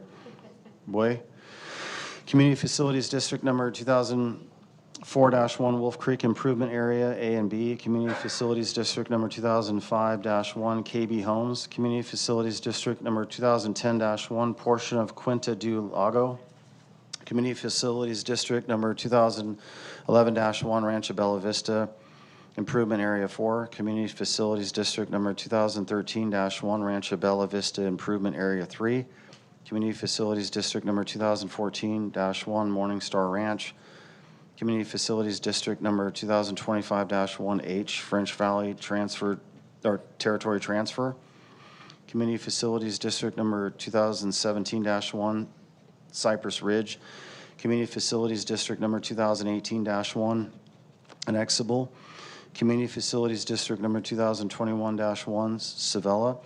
Community Facilities District Number 2025-1 Village Core. The Community Facilities District Number 2026-1 Amber Valley of the Temecula Unified School District. Do I have a motion and a second? Yeah, moved. Give that It's the man a- longest reading I've ever done. Moved by Dr. Anderson. Thank you. Second. Seconded by, was that Mr. Schwartz or Mr. Barham? Mr. Barham. Emil. Lene, would you mind calling roll? Wiersma? Yes. Anderson? Yes. Barham? Yes. Schwartz? Yes, yes, yes, yes, Komrosky. yes, yes, yes, Motion yes. adopted 5-0. 25, new certification, job description, dual language immersion, DLI teacher. Was that pulled? Yeah, that's what I thought. Okay. Consent calendar. Now there's multiple. Be patient with me. I got a lot of notes here. There's a bunch of items pulled for discussion. You know what, you guys, maybe you can run me through it. I think there was 5 or 6 items. 29, 30, 33, 14, What's that? 19. 29, I know 29, 30, 33, 14, and 19 were pulled. 17. No, I have, same as Emil. I have 14, 19, 29, 30, 33. Yep. Is that correct? Yep. Yep. And number 4 is not pulled on the warrant list, or it is? Okay. Yep, pull it out. Okay, so what I'll do is, all matters listed on the consent calendar are considered routine and will be enacted by one vote. There is no discussion of consent calendar items unless members of the governing board or staff request that specific items be removed from the consent calendar for separate action. I call for a motion and a second to approve by consent items that were not pulled for separate action or tabled. This would be 1 through 13, 15 through 18, 20 through 28, 31 and 32, and 34 through 48. Do I have a motion and a second? Moved. Moved by Mr. Barham. Second. Second by Mr. Schwartz. Lene, would you mind calling roll? Wiersma? Yes. Anderson? Yes. Barham? Yes. Schwartz? Yes. Komrosky? Yes, motion adopted 5-0. Thank you, Lene. And item 14, I think it's Mrs. Wiersma who pulled it. What did you pull? 14. Snorkel? Okay, so number 14 and also 19, I'm going to speak to briefly. I'm not going to hold these up, but I did want to pull them just to speak to them. I know that Dr. Velez and I have talked about this, but in terms of the screens, I can't believe I'm saying this, but I'd actually love to follow what LAUSD is doing and very much eliminate screens for kinder and for first grade students, very minimally for second. So what I want to be on the record for saying is when it comes to Snorkel and Magic AI, I know technology is not going away. I understand we have to work with it, but my opinion is we need to utilize it as little as possible with the youngest just for their developing eyes, writing with pencils, the tactile resistance. The screens are going to, we all need to do our part, parents, schools, whatever we can do to make sure our kids are developing appropriately, and I think they all have too much screen use. So that's just what I want to say on this part is let's vote it through, but then parents, make sure you're talking to your teachers and aware of what your students are doing at home, because I think it's the way we get better with education. All right, thank you. Do we have a motion and a second to vote in contract Snorkel? Moved. Second. Moved by Mr. Schwartz, seconded by Dr. Anderson. Lene, would you mind calling roll? Wiersma? Yes. Anderson? Yes. Barham? Yes. Schwartz? Yes. Komrosky? Yes, motion adopted 5-0. And item 19, contract for renewal Magic School AI, Mrs. Wiersma. I believe I covered that in conversation just prior, so it's the same. I would just like to be sure we're using screens less with the youngest students. Okay, thank you. Do I have a motion and a second to adopt this? Moved. Moved by Dr. Anderson. Second. Second by Mr. Schwartz. Linnea, would you mind calling roll? Wiersma? Yes. Anderson? Yes. Schwartz? Or sorry, I went out of order there. Barham? Yes. Schwartz? Yes. Komrosky? Thank you. Motion adopted 5-0. Thank you, Linnea. Item number 25, Legal Services Annual Review Agreement, Orbach and Huff and Henderson, 2026-27. I'm not sure if Mr. Schwartz or Mr. Barham pulled it, but you have the floor, whoever wants. I pulled it. So, I mean, I actually want to talk about I'm just going to do it all at once. 29, 30, and 33. 29, 30, and 33. I have issues with some of these law firms.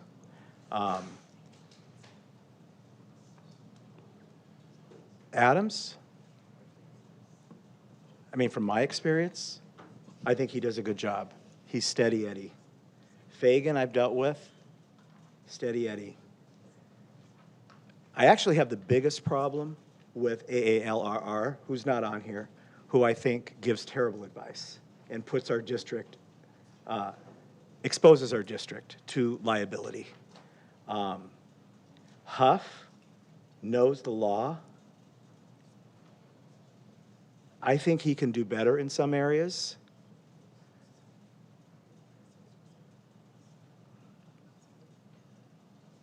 I think that we have some law firms that acquiesce to board leadership, and I think it is very dangerous. My predecessor used to say, I have 5 lawyers, because if he didn't like what one said, he would just go to the other and until he found what he wanted to hear.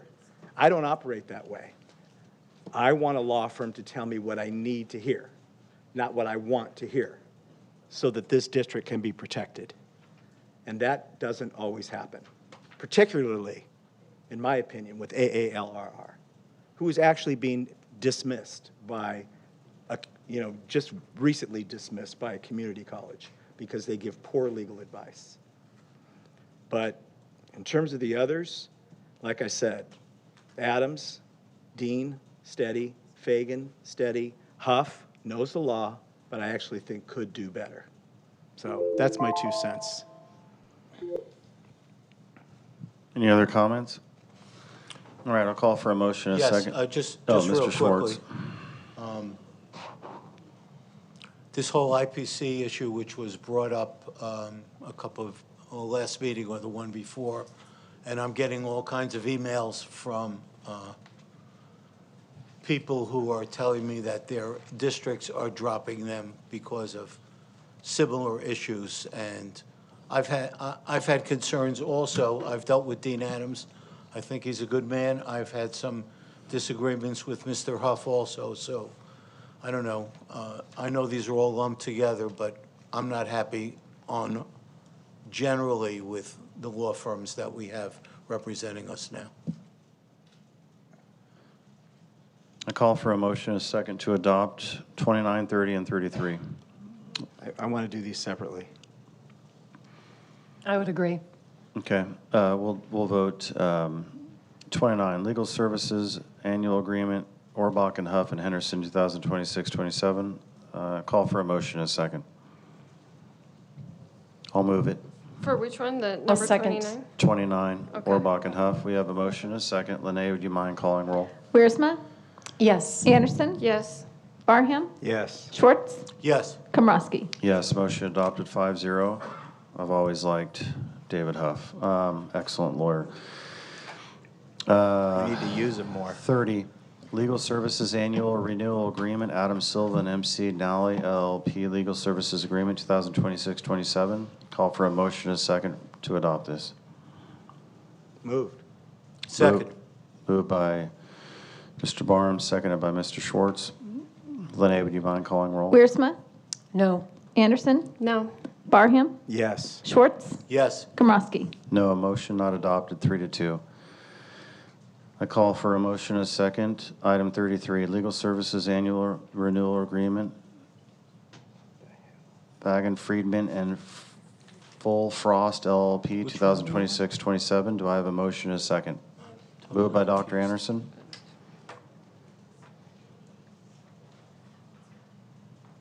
Nobody wants.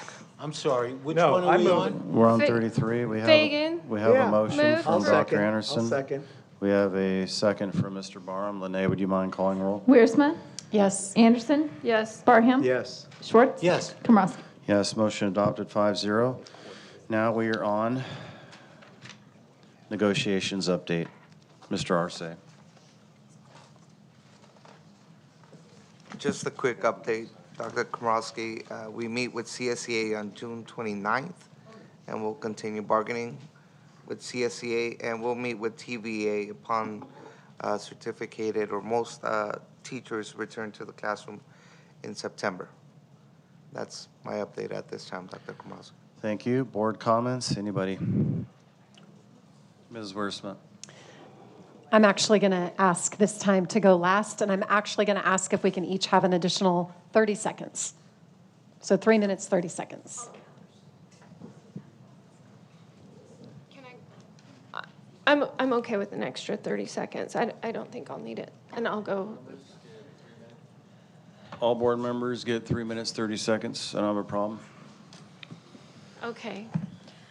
So first I want to thank everyone that stayed for these board comments. These are some of the, this is the one time I want to make board comments. This matters to me a lot. I have to read them. Tonight I want to speak about something simple but powerful, and that is kindness matters. On Sunday, my family and I boarded an Alaska Airlines flight from Lihue, Hawaii to San Diego.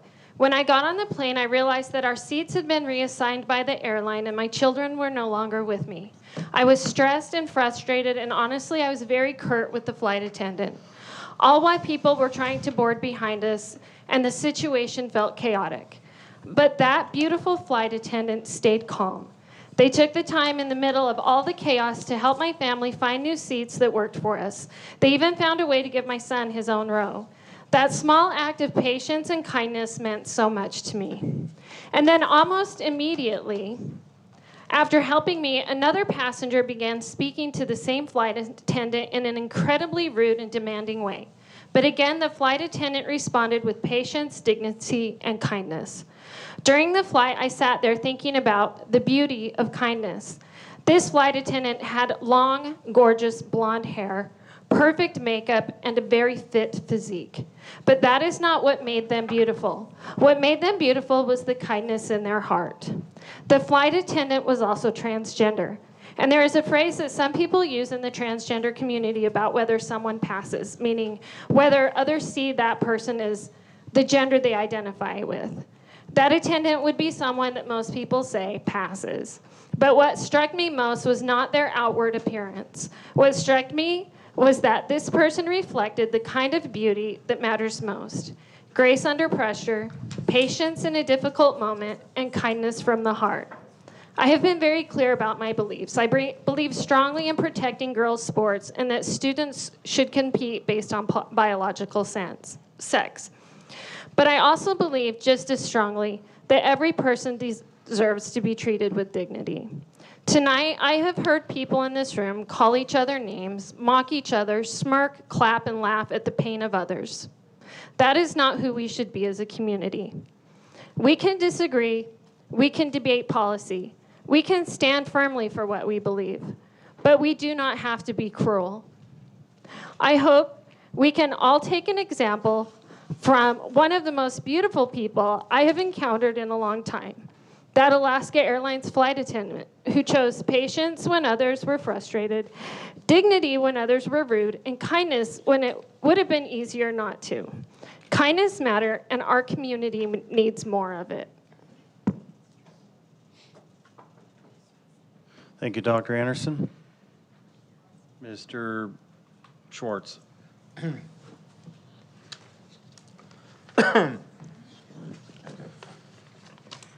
It's been a long year, a very long year. I want to thank a couple of people who are sitting here. I want to thank Mike and Dana for inviting me to visit their class and interact with their students. I think I'm going to put my name back in the sub pool and start working again. I want to thank Mr. Huff, not the lawyer Huff, but the Mr. Huff who works at Great Oak, who, before he came up to give his speech, turned around and shook my hand and thanked me for representing his school and the students there. It's my honor and my pleasure to do that, David, and to count you as a friend. It's really important. I did do the Great Oak graduation. I was fortunate to hand diplomas to friends, children. Christy, to your daughter, to Jenny Scharf's daughter, Rowan, and to other people who I didn't even know their kids. I knew them as adults, and then I got a whole bunch of emails from them thanking me for handing their diplomas to their students. I also went to Red Hawk and attended the promotion ceremony there, and I also went to Gardner and did the promotion ceremony there. I was fortunate to see Jen Long and Rachel Boland, friends of mine for a long time, and be able to congratulate their kids. I sat with Dr. Velez last week and we talked about test scores. And test scores are a big deal. They're a big deal in a lot of ways. They're a measure of skills that our students have learned, and I was happy to say and see how well our teachers have prepared our kids. Not how well our kids have done, but how well those of you who teach them have prepared them to do well on those tests, and I thank you. I hope you have a great vacation. Hope you relax with your families, renew your energy, and I will see you all in September. Thank you.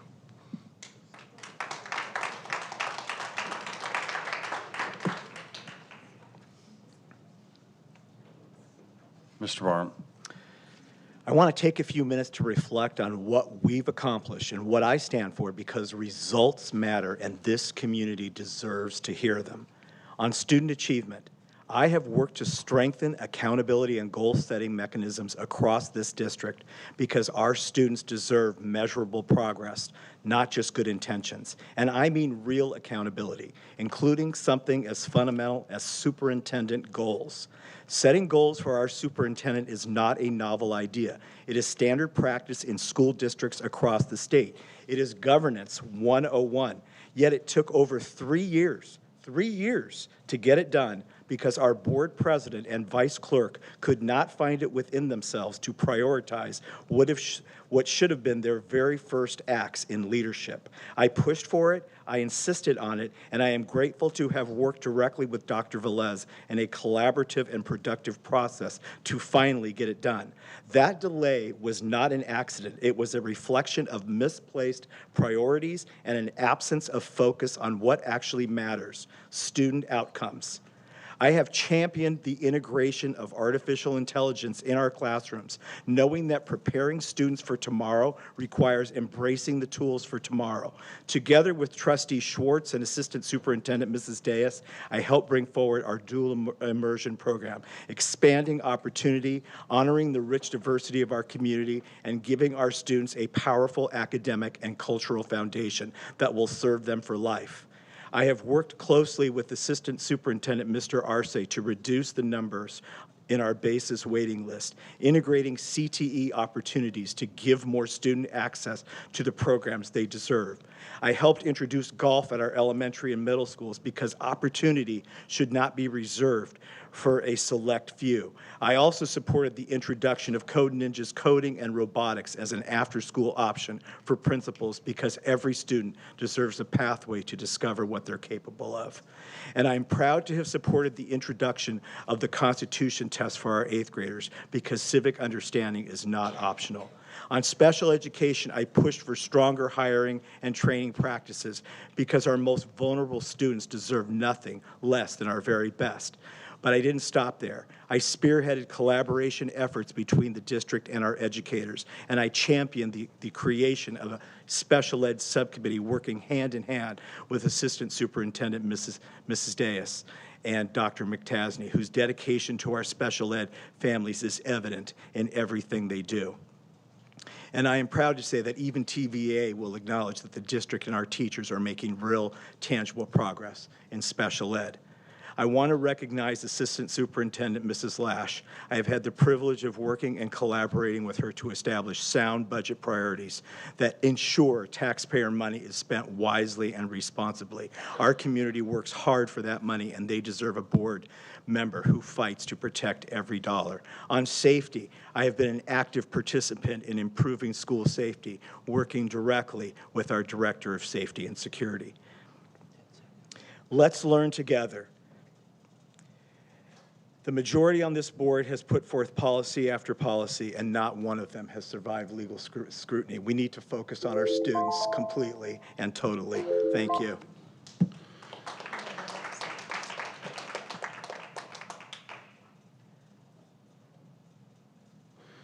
Okay, just wanted to give a shout out to all the students that I got to see, shake hands with at graduation, TMS. I love Mr. Morton down there when he plays Journey's Don't Stop Believing. It's just the most epic song.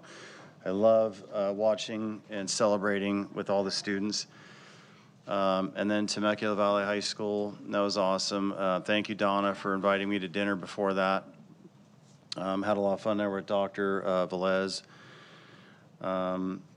Shout out to David Schlottman. I'm really stoked that John from French Valley Elementary is going to be joining you this next year. Fellow skater, just got to throw that out there if people don't know. And me and John are really pumped for this new skate park. So loved the graduations at Rancho Vista, the adult school. And those parents are next level. They literally celebrate more than you've ever heard any other high school because of the journey that their students go through. It's incredible. It's a sight to see. Secondly, I wanted to give a shout out to the rep from Save Temecula PowerLink, Aaron Dornan Luozo. Sorry, I'm mispronouncing your name. If you could please reach out to me, send me an email. jkomorosky@tvusd.us, or just Google the email. I'd love to meet with you and get involved. As it's not only getting involved, it's a passion of mine. I've spent a lot of years in research with a correlative field with EMFs and the 5G towers, 4G towers, 3G towers, on and on. So I'd really love to get involved with you. Please reach out. And then for the bond that was voted in tonight to go to ballot, any community member, if you have any questions, please feel free to reach out to me. I'll hop on the phone, meet you in person, break down this complex.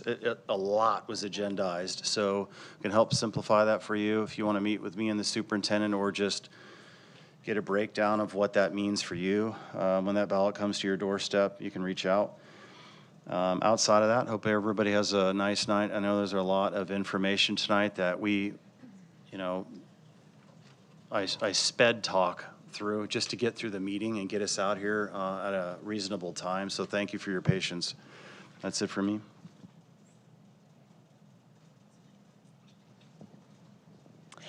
Congratulations to the 2,287 seniors who recently graduated, as well as our special ed students who received a certificate.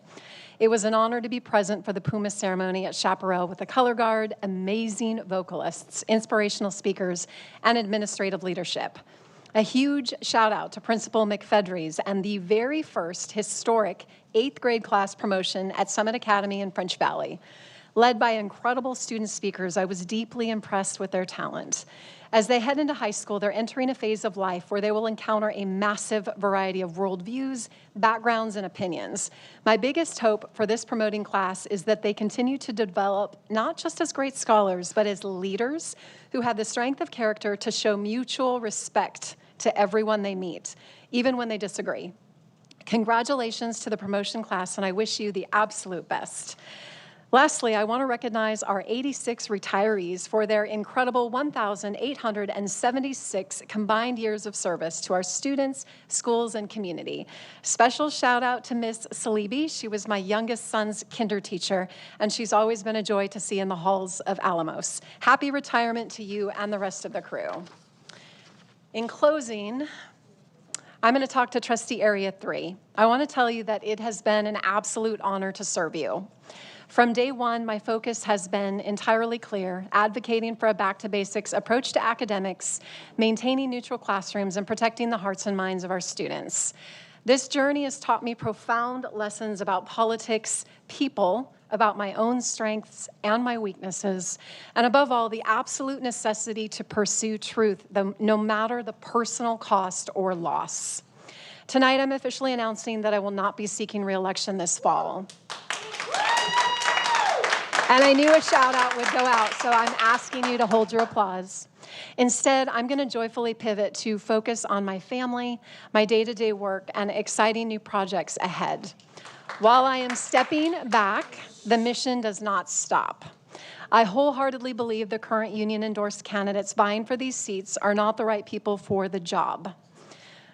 Look at the track record of the union leadership. They opposed the resolution against critical race theory with a lawsuit. They consistently blocked our initiatives prioritizing parental rights.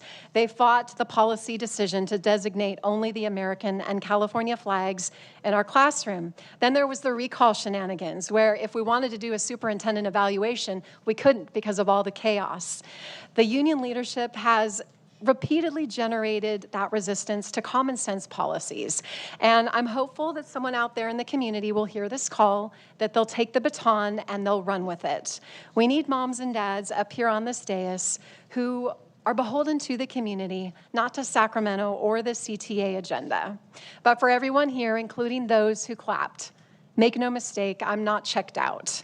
I will continue to vote my conscience and serve this community faithfully until the next board member is sworn in. It has been my greatest honor to serve. I do apologize, Ms. Sardinia, for the mistake that I made on social media. I've regretted it. I've thought better of it, and I want you to know sometimes I'm running on fumes, and I'm doing the best I can do, but I'm sorry. Thank you to this community for your trust. Thank you for your belief in me, and may God bless your families this summer. Thank you, Ms. Wiersma. We have superintendent's comments. Dr. Velez. Before we conclude tonight's meeting, I want to take a moment to reflect on what's been an extraordinary time in our district. Over the last week, we celebrated graduation ceremonies at 4 of our high schools, and we watched thousands of students, and I think you called out the number exactly, thousands of students walk across the stage and into the next chapter of their lives. These moments are among the most meaningful in public education because they represent years and years of hard work, perseverance, growth, and support from families, teachers, and staff. To our graduates, congratulations. We're incredibly proud of you, and we're so excited to see what the next chapter holds for you. I would like to extend my deepest gratitude to our 3,499 employees. Every successful school year is built on the dedication of remarkable people who show up every day for students. Whether they're in the classroom, on a school bus, in the cafeteria, on a playground, in an office, maintaining our facilities, supporting technology, ensuring student safety, or providing countless other services, our employees make TVUSD experience possible. This is a special place. Thank you for your commitment, your professionalism, your unwavering dedication to the students and families we serve. And thank you to the board this evening. Your approval of compensation of the compensation increases reflect a continued commitment to investing in the people who make this district successful and what makes it special. Thank you as well for your support on the bond measure, which represents an important step in preserving and enhancing our schools for future generations of students. Finally, I want to acknowledge the advocacy on behalf of our community regarding the proposed SDG&E power line project. Regardless of where you stand on the issue, I appreciate the board's willingness to listen to residents, engage in thoughtful discussion, and advocate for the interest of the students, families, and communities we serve. And we stand hand in hand with the city of Temecula at this time. As we close out another successful school year, I remain incredibly optimistic about the future of Temecula Valley Unified School District. Together, we continue to demonstrate what is possible when a community comes together with shared commitment to students. Thank you, and I truly wish all of our staff that is off for the summer a very safe, restful, and well-deserved summer.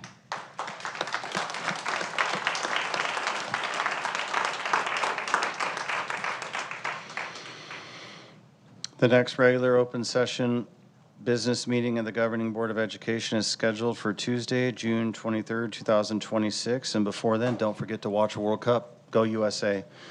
The meeting is adjourned on Tuesday, June 9th, 2026 at 9:44 p.m. Wow, Thank you. 9:44. That's pretty good. Joseph, thank you. Thank you for everything. You did great tonight.